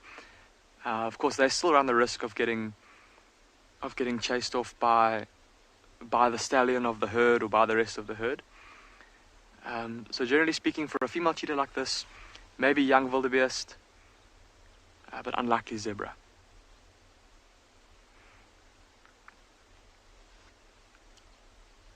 So I wonder... Oh, it's good to see that this mother cheetah is now so relaxed. Even in the presence of these lions, I mean, she can hear the lions, and I suppose she knows that, look how the cubs are starting to play.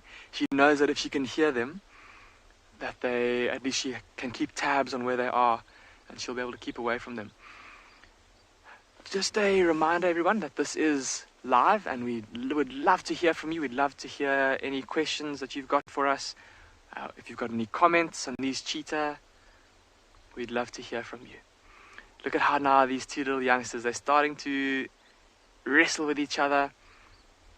They've got full bellies, they're in the open area, they're warming up, they've got mom here, so they're super relaxed.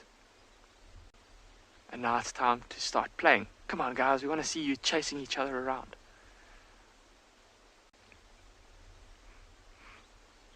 And just with us being in this open area and us being able to hear these lions in the distance and having these cheetah here in front of us, it reminds me of the one morning that we were driving through here following a big male lion on his territorial patrol.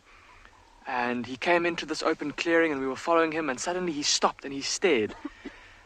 And we followed his gaze, and to our horror we discovered that he was staring at a mother cheetah and her cub.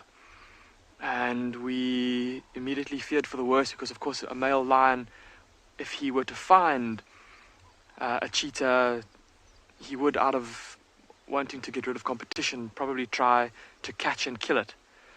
And that's exactly what it seemed, that's exactly what he wanted to do. He started to stalk towards this mother cheetah and her cub, and it took the cheetah quite a while to realize the lion was there.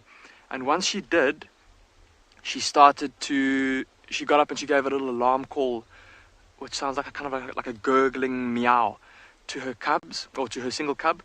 And they got up and they started to run, and the male lion started to chase. And we all thought that this is the end, this lion's going to catch the cub, because the cub wasn't fast enough. The lion was running faster than the cub, and the lion was catching up to the cub, and the mother had run away in a different direction. And she looked over her shoulder and she saw what was happening, And it was the most incredible thing. She stopped in her tracks, she changed direction, and she ran back towards the lion. And of course, a cheetah is a waif of an animal compared to a male lion. I mean, he weighs potentially 4 or 5 times her own body weight. And she ran in between the lion and her cub. But so close, we thought if he'd put his paw out, he would have been able to catch her. And she cut him off, and the lion tried to change direction and grab her. And the lion had obviously recently eaten because his tummy was super full and super fat. And he tried to grab her, and as he tried to do that, he lost his footing and he face planted onto the ground. Oh, look at these 2 cubs now. And just that split second gave her cub the time it needed to gain a bit of speed and escape, and Mom escaped as well. It was just, it was heart-stopping, but incredible to see. Look how these 2 are playing now. This is fantastic. This is what we were hoping for. Look at this. Pouncing on each other and wrestling. And now listen to the wildebeest. The wildebeest have seen the cheetah and they've started to snort. I don't know if you can hear that. Oh, how precious is this, everybody? Apparently also a little bit too windy to hear the snorting of wildebeest. They're not alarm calling with full gusto, but they kind of staring at the cheetah and giving the odd little snort at them. Oh, this is just too precious. Have a look now that these 2 cubs are next to each other, everybody. Look at the one, oh shame, the little young male feeling a bit exposed at having these big scary wildebeest alarm calling at him. But I was going to say, look at the size difference already, how it's quite noticeable. The female on the right, look how much smaller she is than her brother on the left, who's now gone to Mom for some comfort. So already at this age, already starting to see the size difference that's going to develop between these 2. I think we're going to spend a bit more time with this cheetah. I'm hoping that the play is going to get more and more intense, and we'll see what transpires.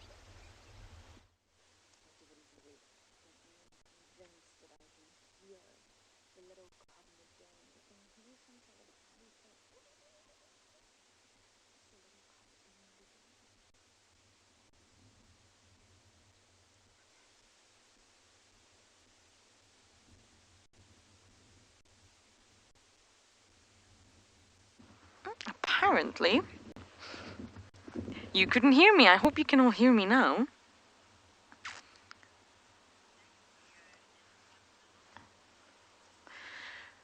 So everybody's awake here now. Everybody's playing, and we can hear high-pitched squealing coming from inside the den. I think it's the other cub. We can't see anything, but I think it's the other cub, and it means it's awake. I'm sure that's where the noise is coming from. It's difficult to determine in this wind, and I understand how the predators struggle.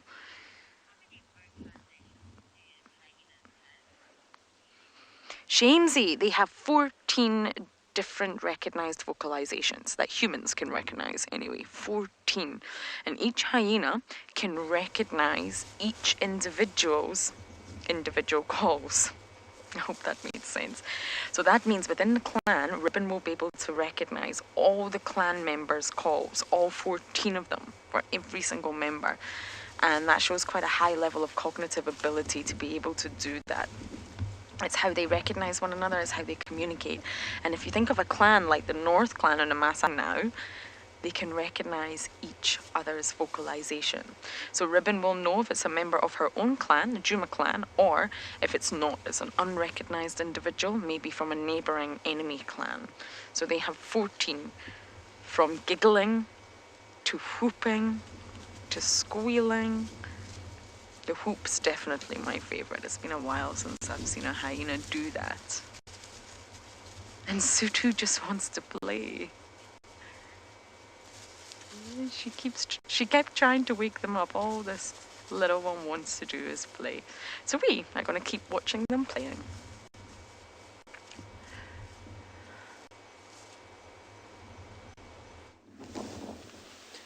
We found some more elephants here, and they seem a little bit more relaxed than the last lot. They were moving between two patches of feeding. And there's that youngster there, and then the one in front, which, I don't know, seems to be an increasingly common occurrence in this area, is tuskless. Maybe I'm just noticing it more, but I don't remember seeing that many tuskless elephants before. Now, that's not to say that there's suddenly been a loss of tusks, or the genetics for tuskless elephants have suddenly increased in the Kruger area. But maybe the preponderance of tuskless elephants is increasing, and youngsters that I maybe wouldn't have noticed, I don't know, 5 or 6 years ago, are now sort of around this size, and it's becoming more obvious that they are tuskless. And there are various parts of the country where there are predominantly tuskless cows, certainly in the Addo area is a good example of that. Let's move a little bit and get a closer look. George, depends on where you look at the skin. So it's thicker in some places than in other places, but in general it's probably about that thick. 2 inches, 1.5 inches, 2 inches.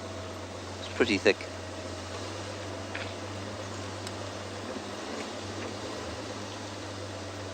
Get a better view here. They're all sort of slowly feeding down here, not spending a great deal of time over it, and I don't know if they have seen something that's caused them consternation, that made them move quite quickly to where they are now, or if it's just the weather, or maybe they're just going somewhere. There's the tuskless young cow. I'm assuming it's a cow because of how square her forehead is, but she hasn't hit puberty yet, which would be unusual for an elephant that size. Maybe she's just about to.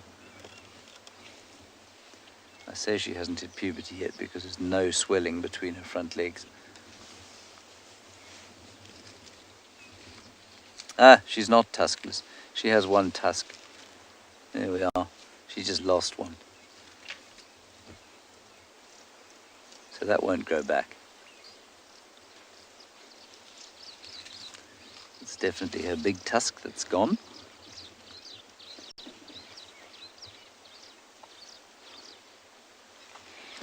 Anushka, no, we don't put collars on any animals here because we are not a research organization. There are research organizations in the Greater Kruger National Park or Great Limpopo Transfrontier Park that may collar elephants from time to time. There are a few collared elephants. We've seen collared elephants here. There was a collared cow that used to come in here relatively frequently. I haven't seen her for a couple of years now, I don't think. So yes, research is sometimes done on elephants of the Greater Kruger, but remember, elephants move massive distances, and so a collared elephant could come from just about anywhere. We don't specifically put collars on any animals, no. Our role is very much a documentary role. It's not a research role. Although we do make small contributions to research organizations. Something like that would be in the ambit of a specialized research unit. Maybe affiliated with the Kruger Park Scientific Services or with a university. I think we'll stay with these elephants for a little bit longer.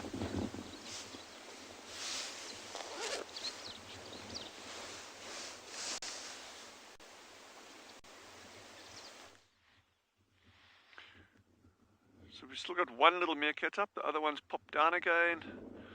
There was a really interesting topic of conversation in terms of research and collaring animals, that kind of stuff. You know, there's a lot of merit to be had in that, but it really should be for a very, very, very specific and clearly defined purposes.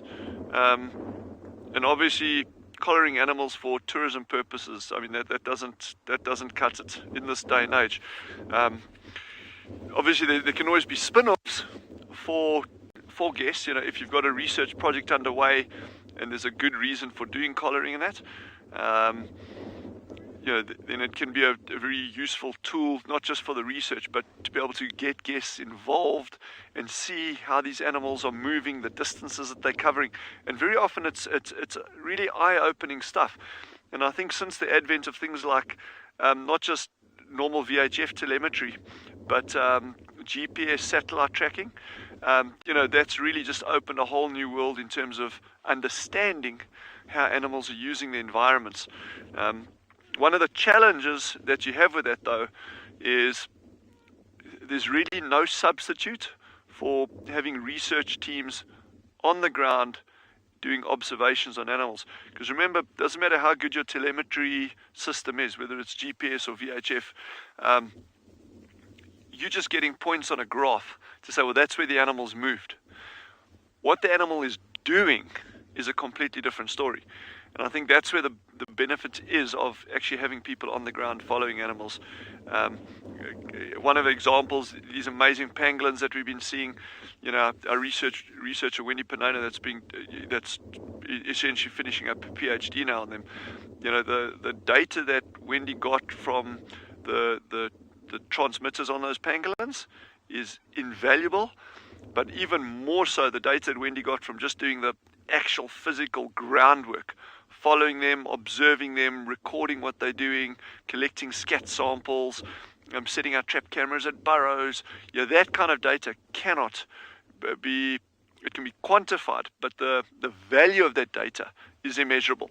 And that goes for any kind of project where, if it's well planned, well structured, well thought out, with specific objectives, specific goals, projects like that are absolutely invaluable to science and our understanding of how these systems work. Because a meerkat is not just a meerkat. The meerkat, as one example, is the sum of this meerkat group, is its interactions with the environment, with the other species, whether it's a herd of springbuck or a sable walking past, or cheetah moving, or a Cape cobra getting into the burrow.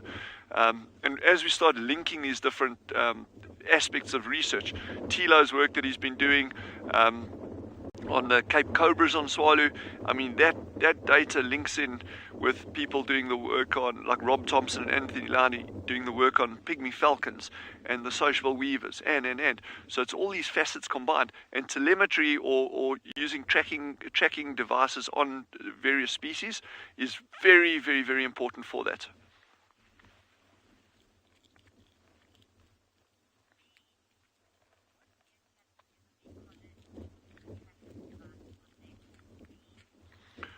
So Beans asked a great question there, linking on from that.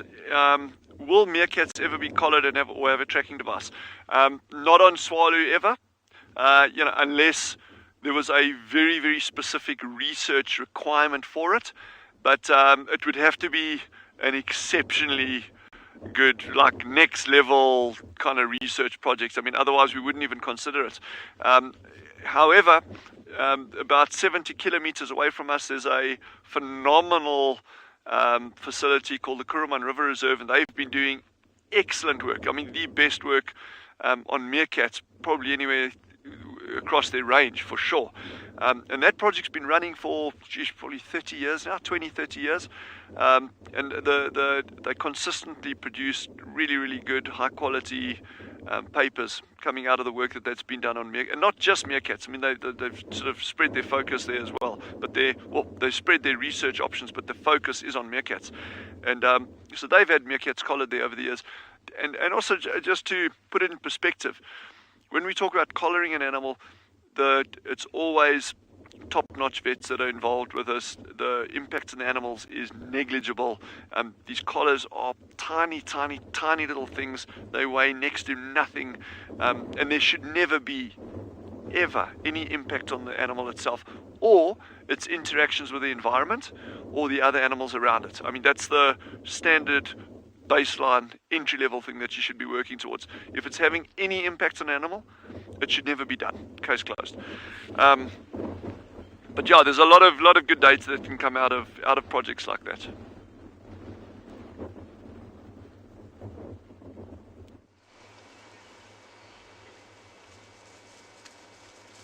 Sutu is having the best morning. she's actually been quite rough with the little cubs. She's not meaning to, but look at the size difference. And her jaws will be much more developed and stronger than these little ones. And it's rough play. And this is exactly why the younger cubs are stashed at a natal den. It's not because any other hyena within the clan would kill them. It's just a lot of rough play here. They seem to be thoroughly enjoying it.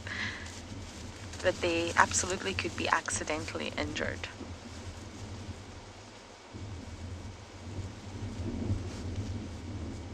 Now, interestingly, some of you may know I spent a lot of time in Ethiopia recently, looking at trying to find the Ethiopian wolf for a series.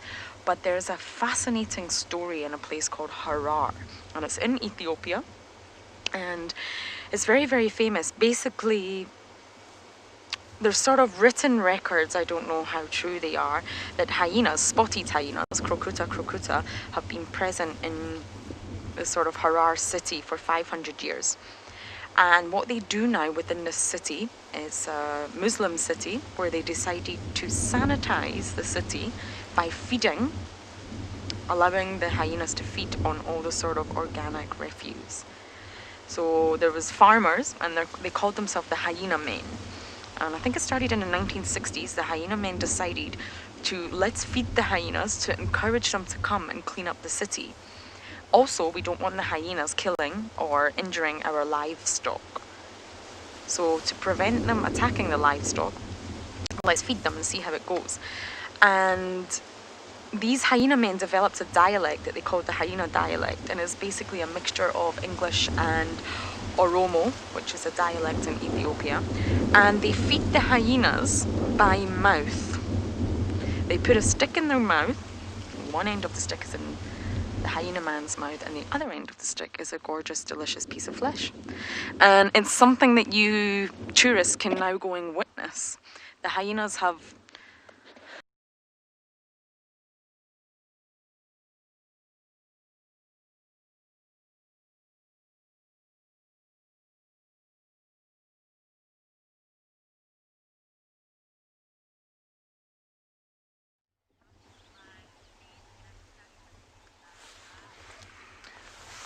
Welcome back, everyone. Sorry about that. Apparently there was a bit of a technical issue, but of course we are out here in the African bush, and sometimes it can be a challenge to bring you these wonderful images from the various properties.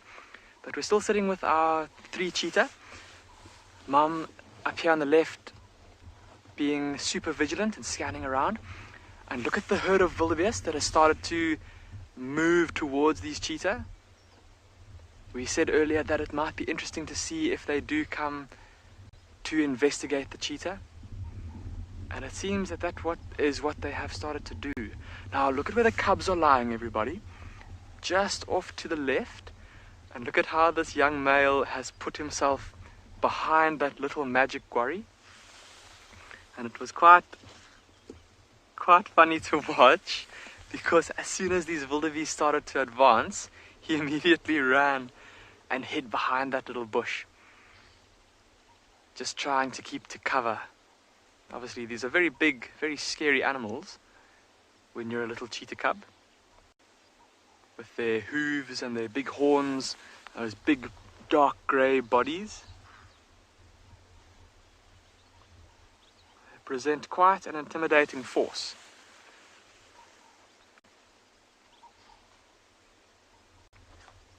And you might now be able to, I think the wind has dropped a little bit, so I'd love to know if you can hear those snorts that they're making. Anushka, you're asking if this is this mother cheetah's first litter. Anushka, it is not. So this particular female is about 5 years old, and she's had at least 1 litter before this. Often female cheetahs will start to produce litters from when they're about 2, maybe 2.5 years old. This is at least her second. She may have even had a litter before that. But I'm not 100% sure in the case of this female.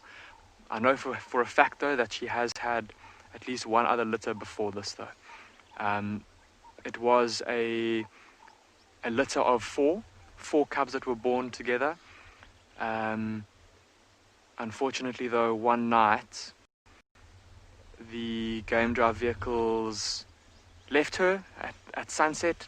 Her and her 4 cubs nestled on top of a big termite mound, and when they came back the next morning, she was gone. There were lion tracks all over the place, and the next time they saw her, she only had 1 cub left. But she was successful in raising that one cub to independence, a single male, and he's now wandering the reserve. Look at those wildebeest galloping past. How fantastic is that? And the cheetah pretty much unperturbed by them. I don't know if you noticed though, with that little female, as soon as the wildebeest started to canter, she almost like jumped up. You could see she was, that little predatory instinct already starting to kick in. She just sees animals running, and there's that instinct to get up and go and chase. Even though, little cheetah, I think it would be unwise to try and tackle a wildebeest when you're only as big as you are.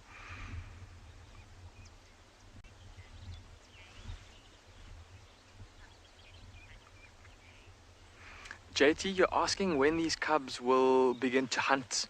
JT, I presume you mean on their own. It'll be at about 18 months when they get pushed away by mom. But before that, they will start to help mom in hunts, even from about this age. If mom catches something small enough, like for those of you that joined us a little while ago when we watched her kill a grey duiker, I said that she was looking around for the cubs, trying to call them to come and help her with, well, not to help her, but to come and practice their killing bite on the duiker. So at this age, they'll already, if she catches something small enough, she'll already kind of encourage them to grab a hold of the carcass or of the struggling animal once she's got it kind of subdued. But then from about a year old, they will be kind of big enough and strong enough to actually be of some help in the hunt. And we watched a female cheetah a little while ago. Her, and she also had a single male cub as well. It was about a year old, and this mother cheetah ran into a herd of impala, and the impala sprayed all over the place.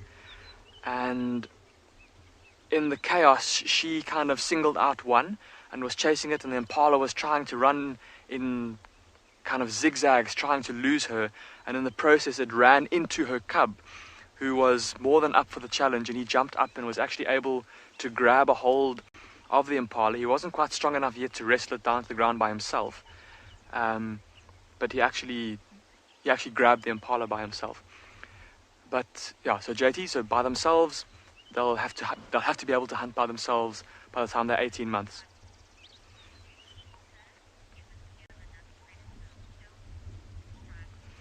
Striped horse, you're asking if cheetah would ever steal another predator's kill. Now, striped horse, in terms of larger predators, absolutely not. Kind of with them being at the bottom of the large predator food chain, everything basically outranks them in terms of weight and strength.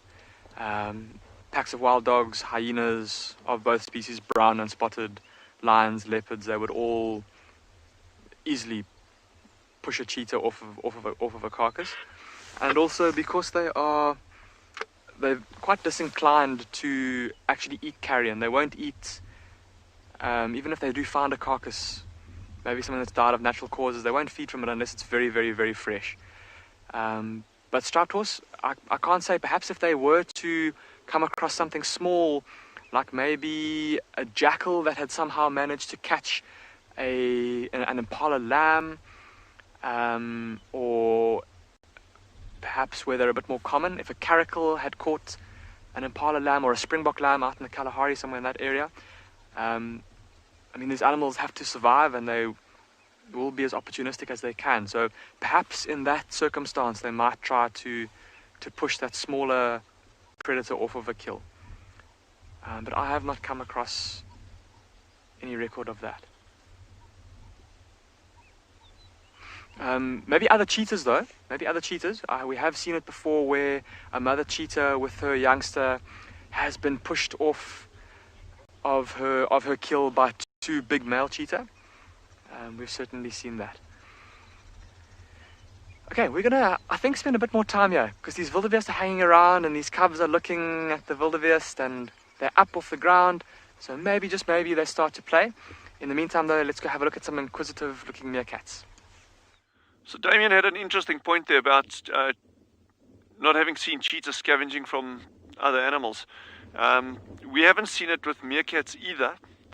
That being said, you know, if you've got a carcass, if you've got a starving cheetah and it comes across a carcass, I'd be surprised if it wouldn't. But normally any healthy animal that's, you know, it hasn't been compromised in any way, it's not impossible for it to do that. And that's the one thing I've seen in nature is, you know, we can never say never. But in terms of cheetah, that typically they do not scavenge on carcasses. And with the meerkats, we actually haven't seen that either. You know, it's kind of outside of their frame of reference in terms of feeding and that. But what we have seen is, I mean, I've seen that is, at a carcass site, you can get a lot of a build-up of insect larvae, dung beetle larvae, things like that, and that's what meerkats will go for. So if they're around a carcass like that, it's not because they're scavenging on the carcass itself, but the incidental life that builds up around a carcass, because of the presence of that carcass, that can bring other animals in to feed on them. Like honey badgers, for instance, would dig up beetle larvae like that. You'd get mongoose feeding off things like that as well. So, and meerkats are a kind of mongoose. It's a species of mongoose. So no sign of the pups yet, but they're coming soon, very soon. We must just bite the bullet. Just be patient. Remember the other day they kept looking down the hole, which tells us that it's probably a good indication that those meerkat pups are very, very, very close to the burrow entrances. So we just need to be as patient as we can.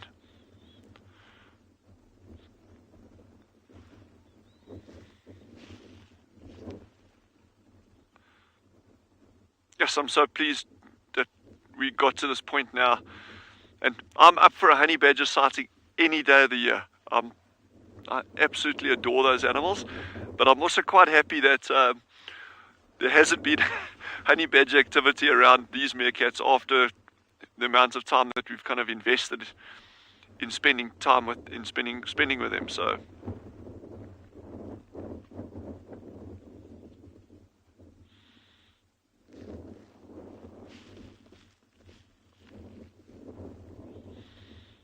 and speaking about cheetah in the area, I'm just amazed at the amount of cheetah activity that's been around here lately.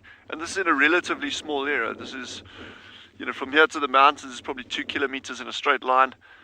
And yes, there were reports of where we saw those ones, not yesterday, the day before, the female 4 cubs.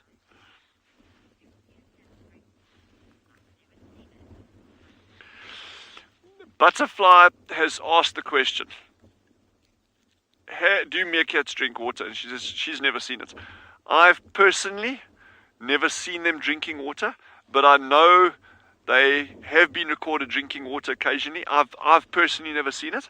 And I know in some research areas, in order to weigh the meerkats, so these groups are like super habituated around people, and to get them to climb on a scale, they'll actually give them a couple of drops of water. So that's like one of the lures that they use to get a meerkat to climb onto a scale so they can measure the exact body weights of them.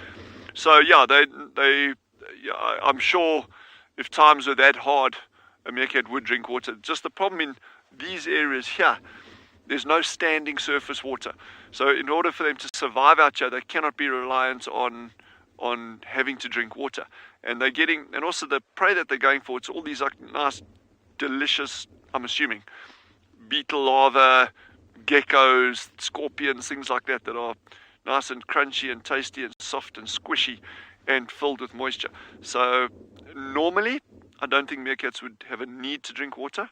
In fact, we used to have a group staying at that dam where Jeandre and I sometimes do our little stakeouts. And that group actually used to den on top of the dam wall there. And in all the years of viewing them, I never saw them drink water at that dam. And that was standing water right there. So, but then again, you know, there may be situations where they don't even have, you know, the food resources might be limited, or it's incredibly dry times. There's a bit of rainfall and maybe they'll drink water.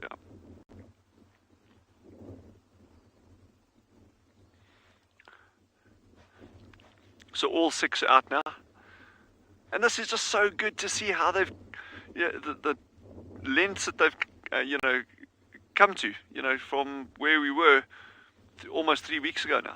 It's just like, we had 2, maybe 3 up occasionally, and then the rest would just keep their heads down while we were around. So we've slowly built up this, and this was just like really taking our time and also not trying to push the habituation process. And I think that's one of the key things. It doesn't matter whether you're habituating a leopard or a whatever it is. It's just take time, build up over, you know, being cautious, slow. That always works the best though. Slowly, catchy monkey.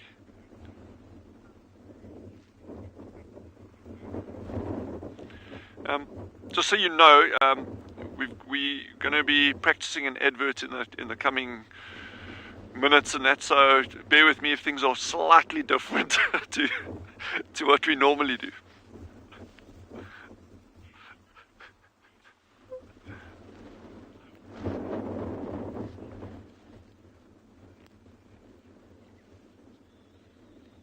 So it's really good seeing that these meerkats are all out and nice and relaxed like this. The one on there's one's genre's not on them now, but there's 2 out to the far right-hand side of the frame. And there we go, he's panning across it now. The one closest to camera is the one that used to be the most nervous.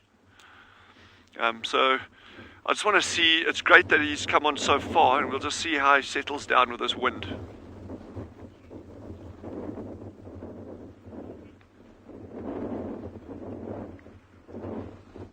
Wild Earth relies on support from viewers like you to carry on broadcasting our daily live shows. A small donation goes a long way in helping us on our mission to connect the world with nature. Please visit our support page to see how you can help and become part of the Wild Earth family. Welcome back to And Beyond Pinda. We're still with this mother cheetah and her 2 youngsters, still lying around, looking pretty relaxed. Just taking in the beautiful morning. And just a reminder, of course, this is live, so please do get in contact with us. Send us any questions or comments you have using the hashtag WildEarth.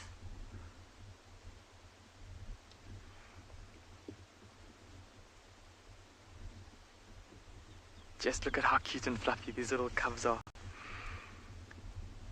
And amazing to see, just as we've been spending so much time with these, well, with this mother cheetah and her 2 youngsters over the past few weeks, it's amazing how we're starting to, I don't know if all of you have noticed, but kind of see the characters of these 2 different cubs. Look on the left, the young female, look at how she's got her head flat on the ground. Super calm, super relaxed, and pretty confident. Her brother on the right, look at how he's got his neck crooked up. Keeping super, well, maybe not super vigilant, look at those eyes closing now. But being a lot more alert. And remember earlier when those wildebeest came to investigate, remember how it was him that ran away and hid behind Mom and hid behind that bush afterwards while his sister looked on? And then even when those wildebeest ran past, there was a second where she almost looked like she wanted to actually go and chase them. It almost seems like she's a bit more brave, a bit more confident. Even though, like we were saying, she is a bit smaller than he is. And that will stand her in good stead for later on in life. Of course, in about a year's time from now or so, when Mum eventually does send these two youngsters off on their own, they will spend a bit of time together. But then as she gets old enough to start looking for a mate, they'll split up, and then she'll be, oh, look again. Just talking about how much more alert this young male has been. Look at how he's just sat up, and he's looking off behind us. And that's the direction where the wind is blowing from, everybody. So he may have caught the scent of something interesting. He's just looking to see if he can see what it is, using the cover of that bush to hide behind.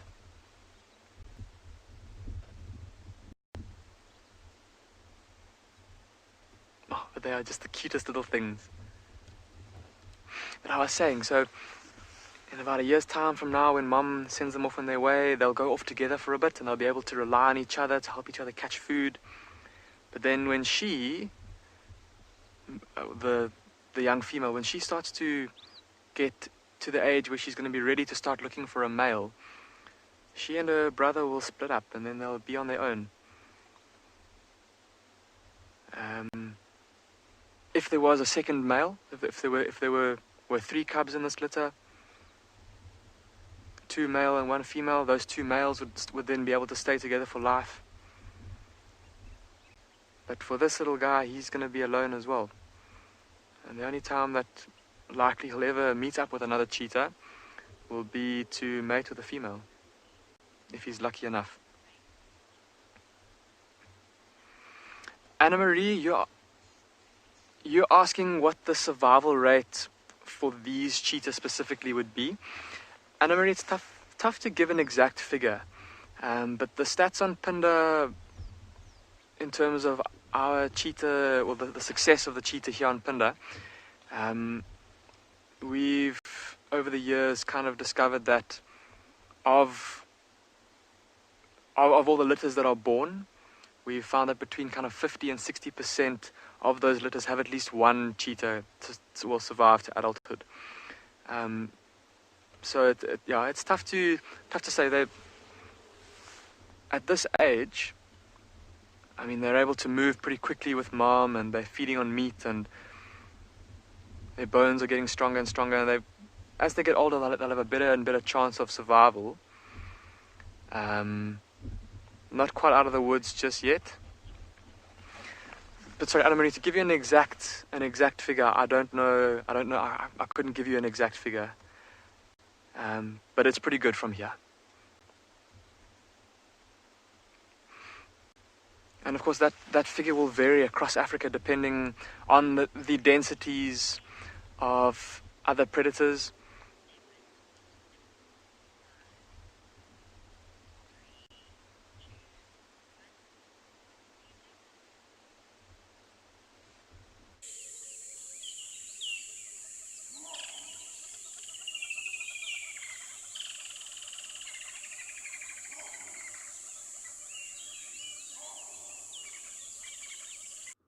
This is the little alpha that we got here, or let's say the dominant female. I think we've mentioned before that in these larger meerkat groups, this is actually a very small meerkat group compared to what they can get to sometimes. But sometimes in these larger groups, and I'm talking about 20, 30, 40 individuals, you can get multiple females that have litters at the same time. But that would normally be in an area where there's a super abundance of food, or you've had a number of successive years of good rainfall, so conditions are optimal for these groups expanding. And then it doesn't benefit the dominant female to spend all her time trying to prevent other females from breeding, because then her pups are going to suffer as a consequence. But in a small group like this, the converse is true, where it doesn't really pay. So I'm just trying to get a better angle there. It doesn't really pay her to let another female breed, because then they're splitting up super limited group resources in terms of eyes and ears and foraging ability on different groups of pups. So in a case like this, she won't let any other female in this group breed. Nature can be quite harsh. We've got this idea that it's kind of like a Lion King, everyone lives happily ever after.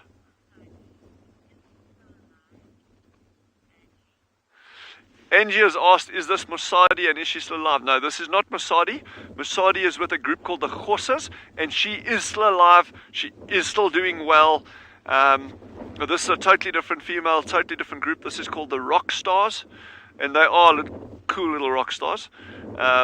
He's having a good scratch over there. But Musadi and her group are still thriving. The reason we elected to move away from them is that we got a report that this female was heavily pregnant and was about to give birth to the pup. So that's why we moved over from there. Yeah, but Musadi sends her regards to everyone. She says she hopes everyone's keeping well.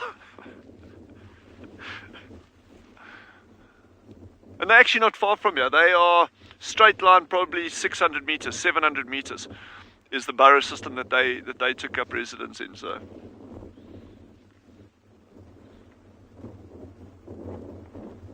it would be interesting if they actually encroached on this group, but now that this female's got these pups over, they would be super aggressive at defending their area.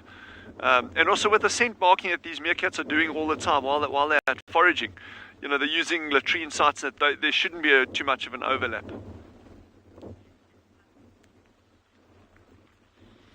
Victoria has just asked, how old are these meerkat pups? We worked out that they were born on the 18th of June. 18th of June. So they're actually just over 2 weeks old. And normally they'll be coming out above ground at about 2 weeks of age, give or take. So we passed that mark now, but it doesn't worry me at all. We know this alpha female is still suckling, so those pups are 100% alive. They're here. And the other thing to bear in mind is this, is that although we sit here every single morning, they could be coming out later in the day when there's just a single babysitter around. That is quite possible. They could pop out in the afternoon when we're not here. We're doing other things. So it's kind of we're trying to like weigh up, trying to get that balance between showing you other aspects of this incredible environment that we're in, as well as trying to keep tabs on the meerkat. So Veronica, our meerkat habituator, she's played a key role in this as well, in terms of keeping Jandre and myself informed as to what's going on with this group. And we're really trying to not miss what actually happens, you know, even while we're not here. But it really is it's not an easy thing. It is challenging, and we're just trying to make sure we find that balance between showing other things and keeping tabs on the meerkats at the same time.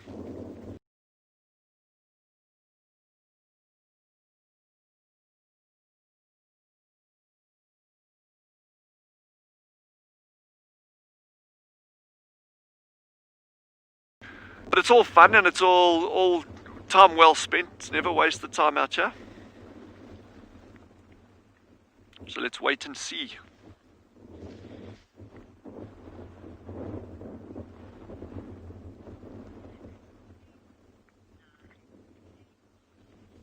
She's looking at something down there. We'll just see what pops out.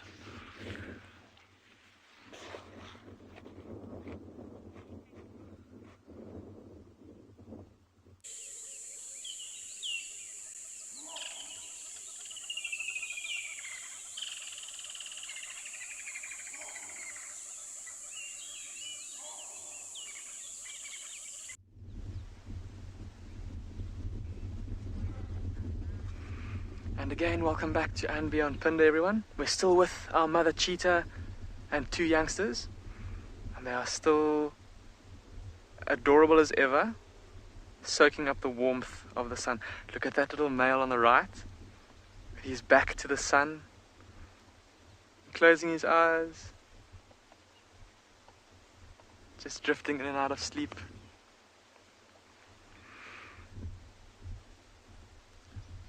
Now, we'd said earlier that we were hoping that because they've eaten and because they've got this beautiful open area, they've got mom close by, that they might be relaxed enough to play.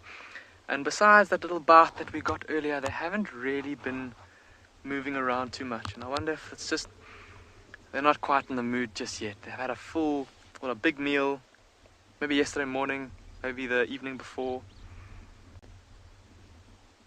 And just, yeah, too full to play for now.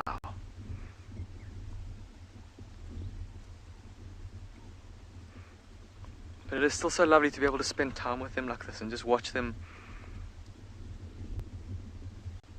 like I said, get to know their personalities a bit more.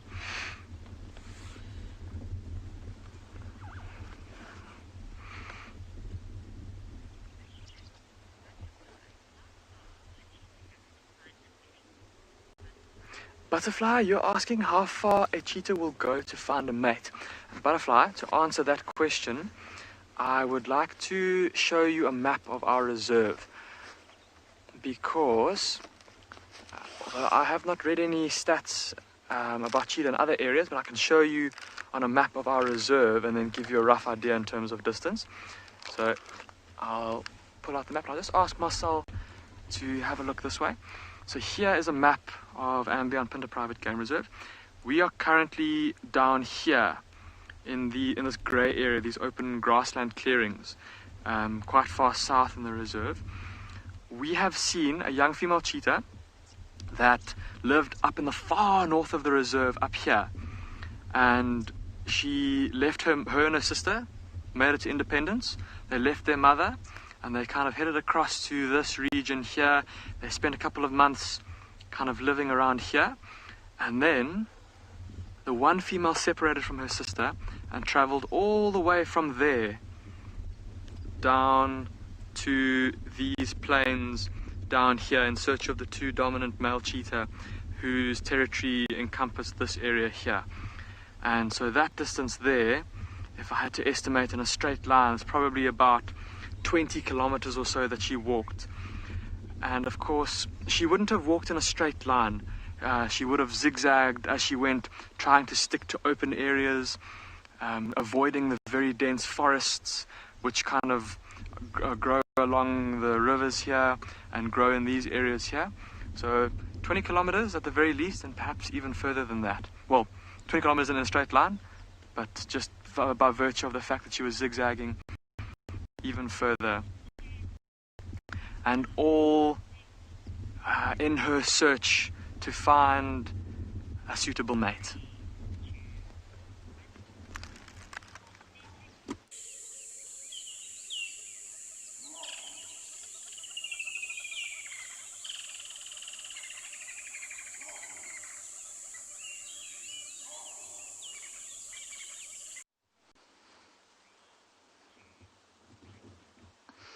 The Juma clan has got a little bit bigger here.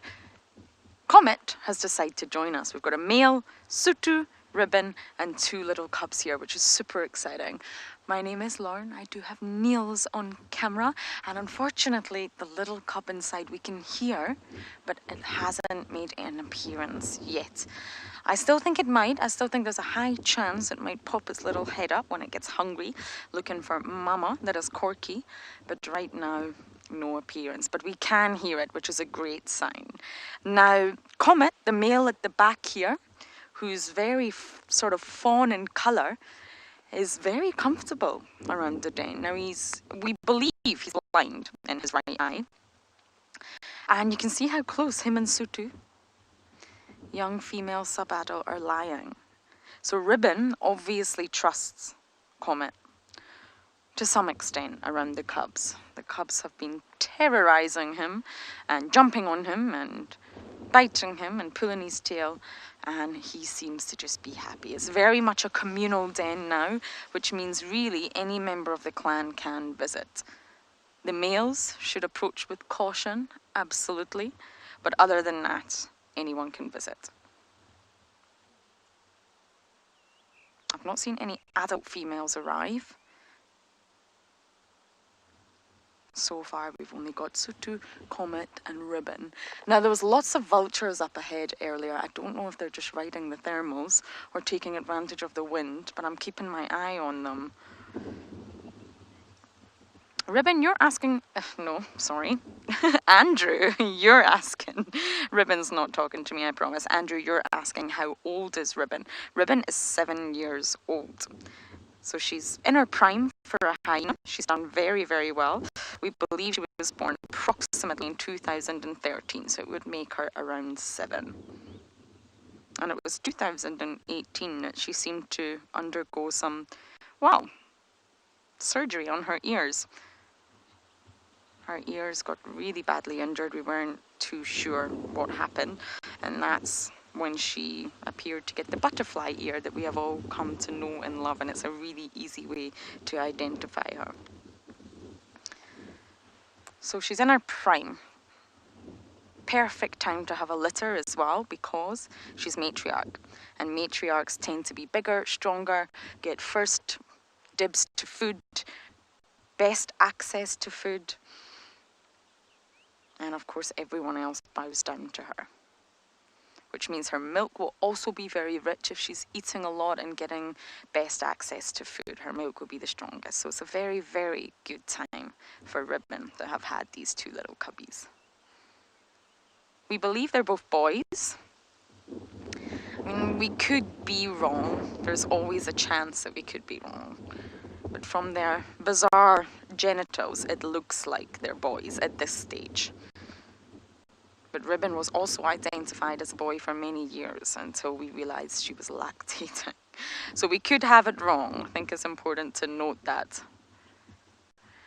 Okay, so I'm not going to go anywhere. I'm really, really hoping this little cup pops his head up. But for now, you guys are going to go across to James at a bird party.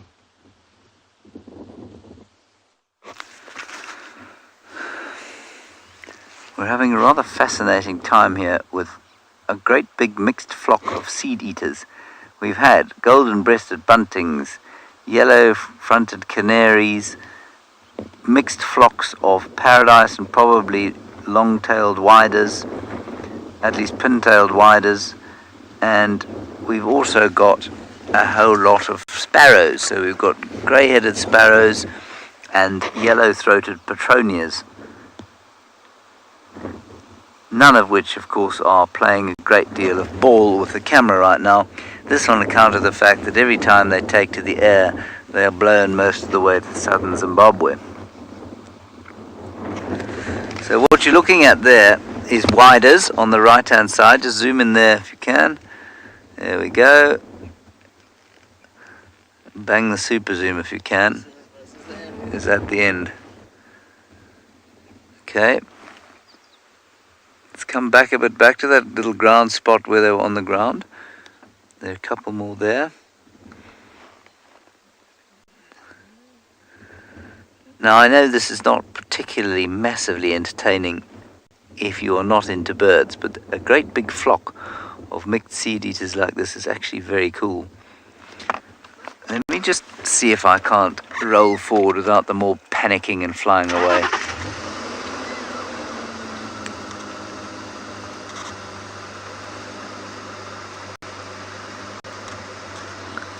Look at them, there are hundreds of them. All coming in now into the same tree. I'm going to stop here. They're on the ground and in the same tree. Very tricky to get them all.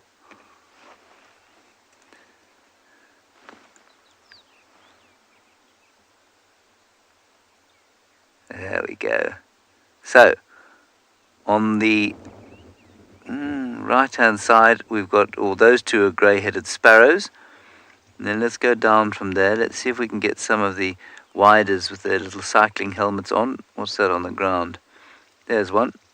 Looks like a wider. Unless it's one of the petronias. There's a golden-breasted bunting. It's nice. So most of those will be widers in non-breeding plumage and female widers.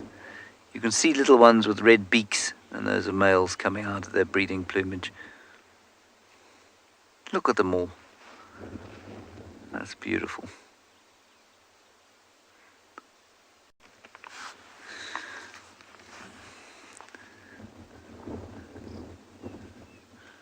Now, unfortunately, I've left my bird book at home because I didn't want to bring it out in the rain, so I can't show you a picture.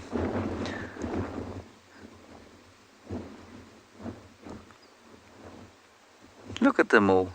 I think they've all been attracted by this area that's been burnt, and perhaps it's just opened up the ground sufficiently for there to be exposed seeds now.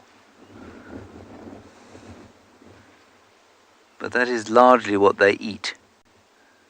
There are still lots of them there.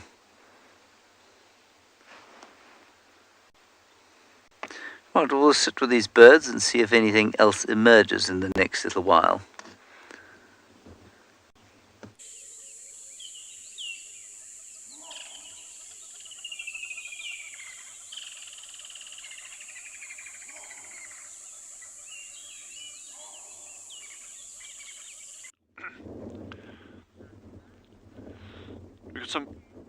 We got some burrow maintenance going on here now. One little meerkat is digging. It might just be my imagination, but these mounds are getting higher and higher. You'll see it'll come up now. It's just below the level of the camera now. But from my side, it's just gone down this burrow and he'll pop out again shortly. I love the way they're standing apart from that little alpha. The rest of them are like trying to keep their heads out of this window. They're like, yeah, just checking it out, getting a bit of sun where they can, and otherwise they're not too interested. There's a lot of movement on this grass this morning with this wind.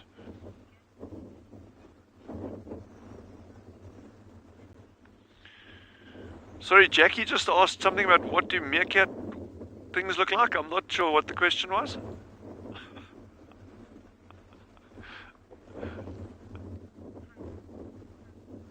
Tongues, meerkat tongues. Oh, meerkat tongues. They look like your normal dog's tongue or a cat's tongue.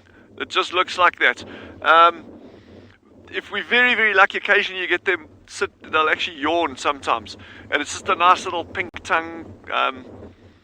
Nothing odd about it. But an interesting question, that. Cool question.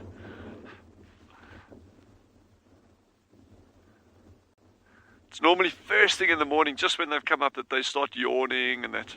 Just like most people. Some people even yawn halfway through the day. Like me.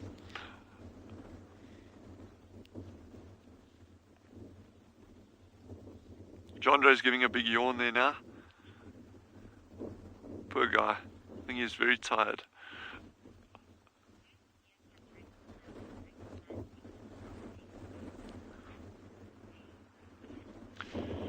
Hey, Sophia has asked a really nice question as well. Do meerkats recognize each other from their scent? Absolutely. There is no question. Scent plays an incredibly important role in group cohesiveness. But not only that, they'll also recognize other meerkat groups from their scent. And remember, when we talk about a meerkat territory, it's not a thing that's set in stone to say, okay, these are the boundaries. It's like a little box, ding, ding, ding, ding, there, and the next group is there, the next one's there, like that. These boundaries can be very fluid. And what that means is that the neighboring meerkat group can come in contact with these meerkats occasionally.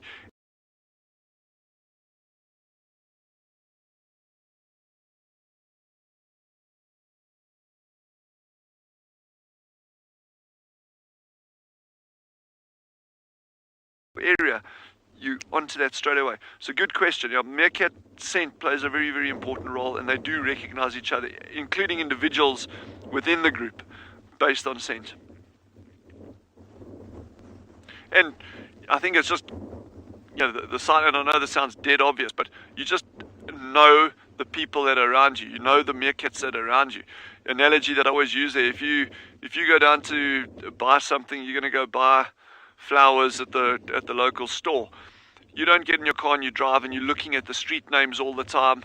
You just get in your car and you automatically go down there. You know where to go. And same with these little meerkats. They know the environment. They know the animals that they see on a regular basis. They'll know that jackal that trots past. Oh, we see him there every morning. Okay, we know. Okay, well that's group of gemspak that move past. They know them, they understand them. And same with the different meerkat groups around you. Occasionally you might get an intruding male moving through that would be unknown to them, but otherwise these ones know, okay, the horses are down there, the makalas are down there, this group's down there. So they really understand the environment, and scent is so important in them helping them understand what's going on around them.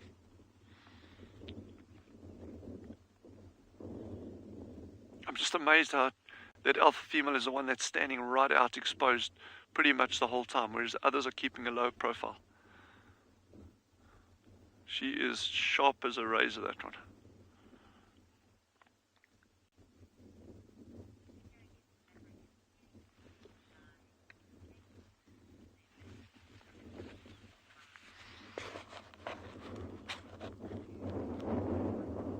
Wild Earth relies on support from viewers like you to carry on broadcasting our daily live shows. A small donation goes a long way in helping us on our mission to connect the world with nature. Please visit our support page to see how you can help and become part of the Wild Earth family. Welcome back to and beyond Pinda Private Game Reserve, everyone. And our cheetah have done the exact opposite of what we were hoping that they would do. Look at how all three of them are now fast asleep. The two cubs absolutely passed out. Look at that. Lying flat on their sides. And those fat swollen tummies gently heaving up and down. Just imagine, they must be warm to the touch. The sun is getting quite warm now. And those soft little fluffy fur coats must be heating up a little bit. Look at Mum. See how even though she's got her eyes closed, we watch her ears carefully. Can you see how her left ear twitches every now and then? So even though she's sleeping, she's not so fast asleep that the slightest sound, like maybe a twig breaking or a crunch of some grass underfoot, she hears anything like that, she'll wake up, or she'll open her eyes, and sleeping with her head crooked like that, or her neck crooked up like that, she'll be better able to figure out whatever it is that much quicker. A super nifty little adaptation that these cheetah have, being able to rest like that. Although, I've said it before, it looks horribly uncomfortable. Jeez, I can only imagine I would have a seriously sore neck if I were to sleep with my neck like that.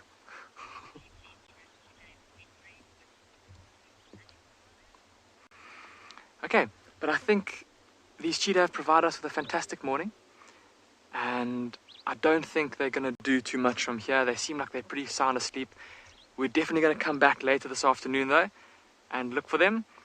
And we're going to go see if we can find those lions that were making all that noise earlier. In the meantime, let's... See at Pinda a great deal are warthogs, and they're normally pretty relaxed. And here, that just doesn't seem to be the case. But here we've got a warthog that has taken up residence within a herd of impala. Clearly it is a very intelligent warthog who's figured out that if he hangs with the impala, he will probably be able to avoid being made a meal of. I have never, in 5 years here, had a warthog sighting where the animal is prepared to lie down this close to the vehicle and not run away. He's a magnificent boar, look at him. He's got exuberantly growing warts and a very relaxed disposition. Perhaps this relaxed disposition comes with the fact that he knows he's the cleverest warthog in all the land, that he's figured out how to survive by hanging around with young impala, which are a much easier target than he would be to any would-be predator. That's a really nice picture, that. He's definitely suspicious of us. You see, he pricks his ears up and looks at us every so often. But now he's resting his muzzle on the ground, blinking away the rain and wind.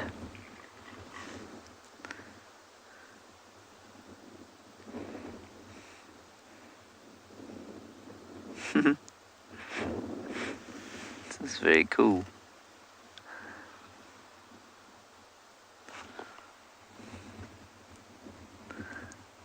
And I've said this often, but you know, you can go to some places and the warthogs you can almost touch. They're so tame.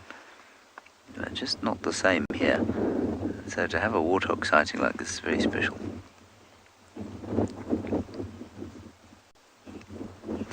Hello, George. George, will warthogs can grow to up to 100 kilograms, believe it or not. So, I mean, that's a massive animal. 100 kilograms, the size of a, I don't know which part of the world you live in, but a good size American football player. I know they're different positions, but linebacker, I guess, roughly. Good size flank forward in rugby. They don't look anything like that size, though, because they are very compact. I would probably say that this warthog, I mean, 100 is massive for a warthog. I'd say this chap is probably 75 to 80 kilograms, which is still quite a creature. He'll pack quite a punch.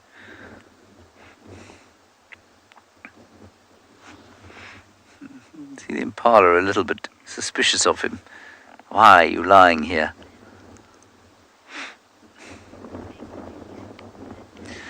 Liz, the warthog might be sick. I doubt it. It might be injured, but I don't think so. I think it's just comfortable and warm there in the grass, and it's got some impala friends providing security.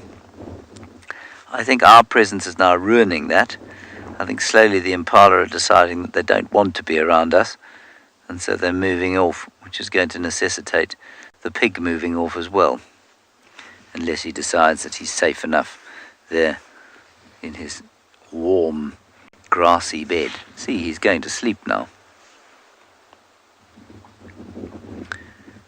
I think we'll move off as quietly as possible so that he doesn't wake up.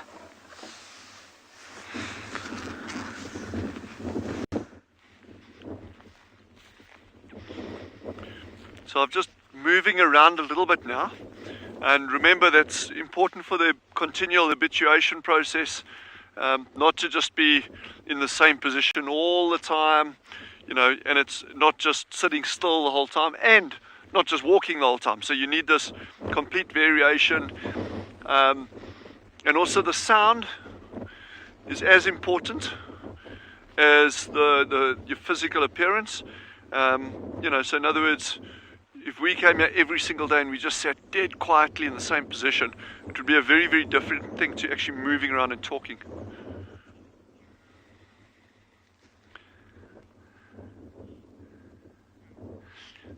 Sally has asked, will the babies be allowed out with the wind blowing so much? They will. The challenge with the wind is more the fact of thermoregulation. These are tiny little animals. I mean, you can see those adults there are small enough. Now these babies are going to be super, super, super small, so they can lose heat extremely rapidly with this kind of biting wind. And the temperature itself is not so bad, the ambient temperature, but this wind really, really puts a nip in the air, and I think that will have a big impact on these little ones. So I think you can assume it's unlikely that they'll come out with this wind. But, geez, I could be completely wrong. Maybe they come out like 5 minutes after I've said they won't come out. So, but wind is I think a factor that's often not taken into account. You know, you think, well, okay, yeah, but the sun is shining, it's nice on a bright day, but that wind is it really, really can drain energy from an animal, because, you know, as you're losing temperature, it's about energy. You're losing energy, and that means you've really got to either conserve that, or you've got to be out and doing something that gets more energy, like foraging. And if you're not getting that balance between what you're losing and what you're eating, that's when you go into a negative on your energy. So, you know, these meerkats being so small, they really have to be careful about wind factor and wind chill and keeping that energy.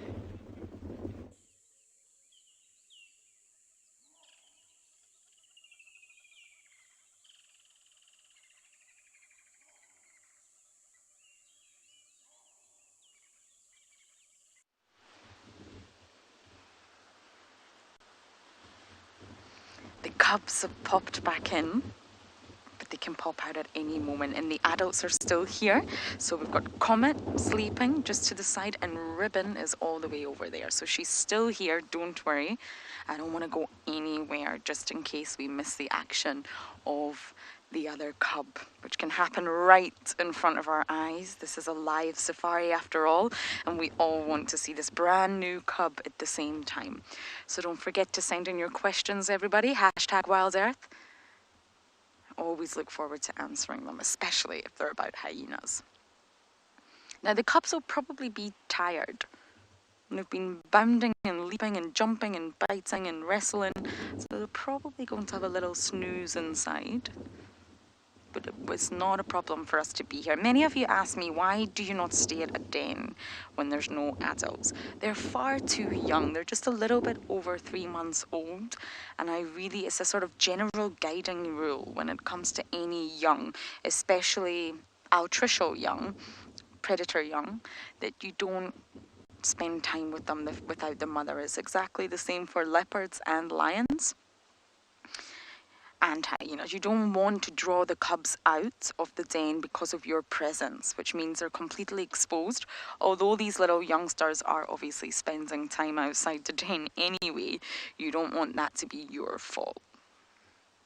So by a car arriving, attracting the young out, exposing them, leaving them vulnerable with no adult to protect them, no Ribbon to chase anything away or alert them or shoot them back in the den. And that's exactly why we don't do it. It's a sort of general guiding rule not to spend any time with cubs without adults around. We also wouldn't spend time with Tandy's little cub or even the Nkuhumas if there's no adults. Okay, Ribbon's coming back, Sutu's coming back. I wonder if she's going to call them out.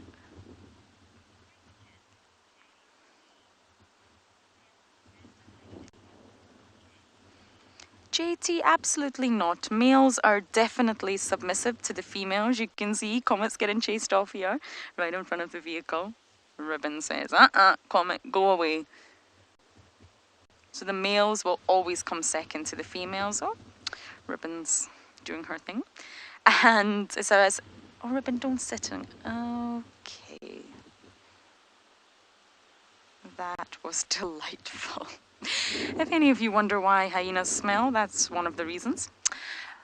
So yes, it's a matriarchal female-dominated society. Females are the backbone of a hyena clan. They're also much larger. They really are the dominant of the two sexes. So the males will always be submissive in a clan, especially immigrant males. But they would never want to harm the cubs, not of their own clan. Another clan, a territorial dispute or a battle with another clan could be a different story. But the males would not harm them. But they're very weary of Ribbon. Very weary. She is the boss after all. And if she's grumpy or a little bit hangry, then I also wouldn't want to mess with Rib Robs here. She's fiercely protective over two. She does need to go off and feed, absolutely. She will leave them. She has to leave them. She has to teach them how to be independent. One day they will be on their own, just like Sutu.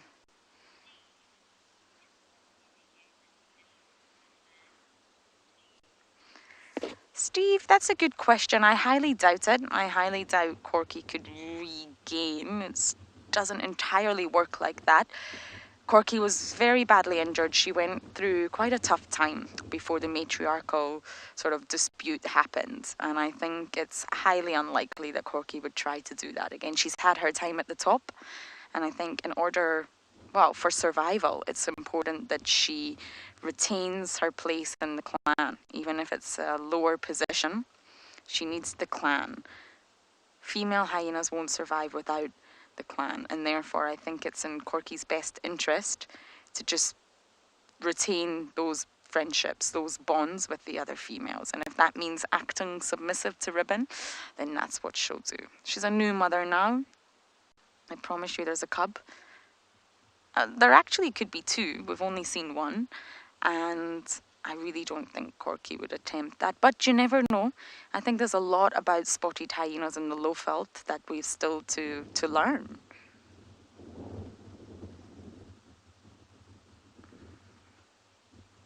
But I think Ribbon's going to hold on to the position for quite some time. So we're going to sit tight as we have been the whole drive, hoping to see this little cub. And if we do, you'll be right back with us.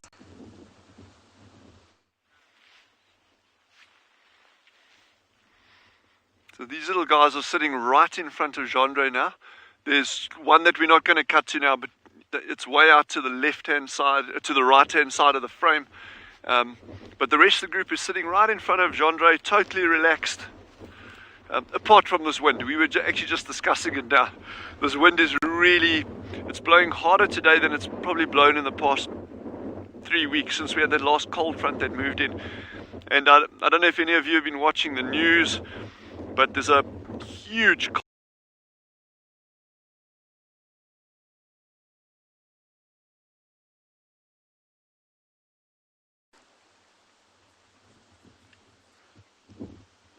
Sorry about that. I'm not entirely sure what happened there. The gremlins are probably in action.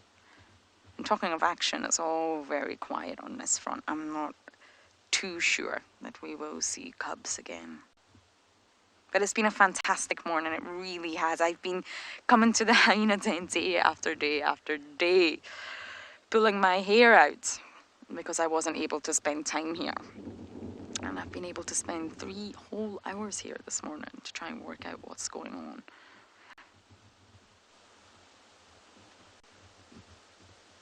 Not much is going on in the world of rip-robs.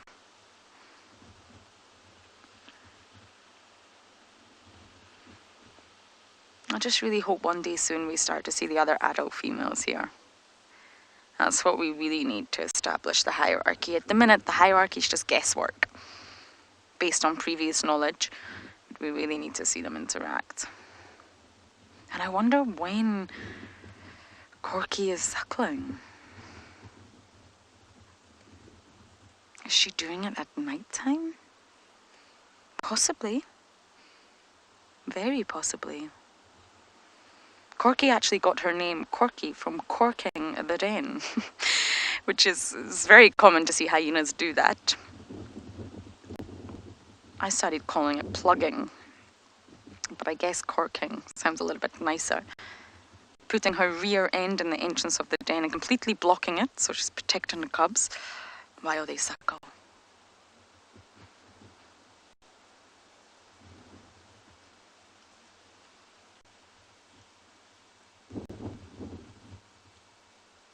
We could hear Corky's little one. I don't think you can call it squittering at this age. Squealing at the top of its lungs. I think it's hungry. And I mentioned this earlier, but I think we were maybe cut off by those evil gremlins. Hyenas don't allo-suckle, so they're completely different from lionesses. So Ribbon cannot suckle Corky's little one. Okay, not long to go. Hopefully that little brown head is going to pop itself out soon.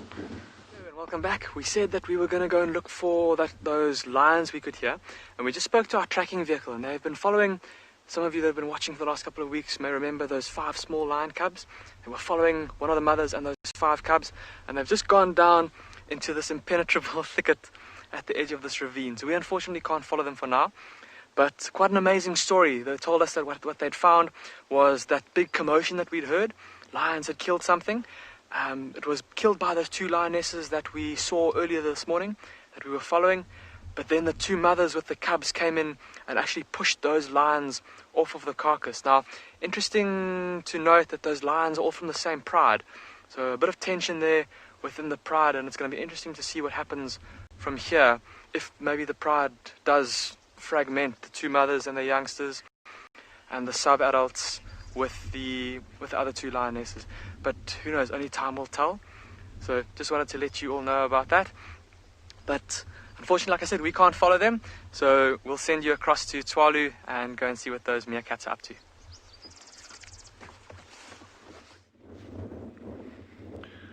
These meerkats, the little alpha actually started moving out right in front of Gendre now. It's actually like walked, it's at his foot. She was literally in front of the camera, like probably about 15-20 centimeters from the side of the camera. Yes, that's amazing. She's become so relaxed. So now she's moving or foraging in exactly the same direction that they went yesterday. So now the key is, even though these, I'm just looking at a little bird next to me over here, but so even though they are becoming more and more relaxed, there's a big difference between an animal that's, sorry, it's a Prurit Batis. We're not going to look at it, don't worry, but you can look it up in your bird books. A Prurit Batis, it's an arid area special there. But yeah, so even though they're relaxed with us sitting like this and walking around, some of them may not be prepared to walk past the person yet, like that alpha female did. So she just gave us a really good example of how relaxed she's become.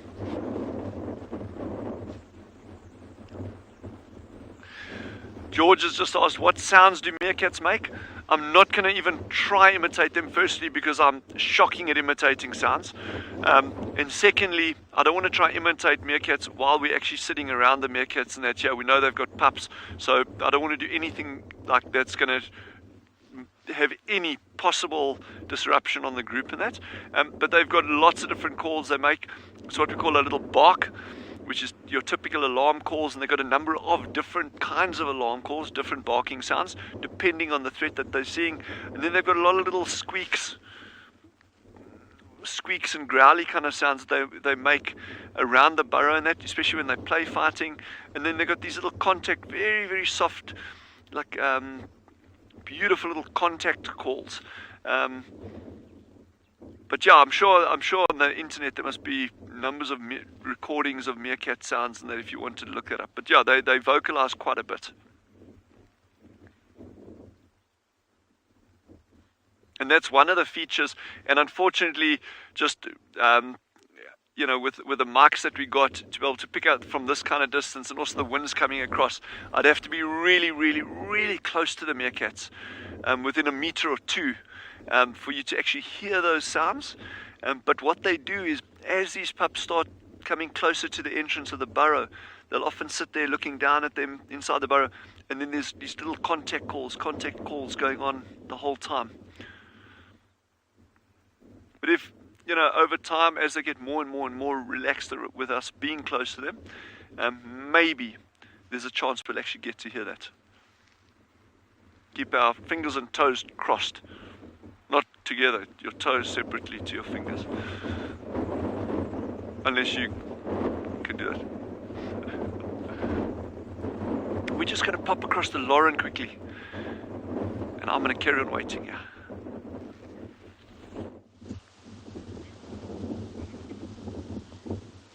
Talking of vocalizations is very interesting, because even in hyenas, cubs, when they're very young, will only respond to mum.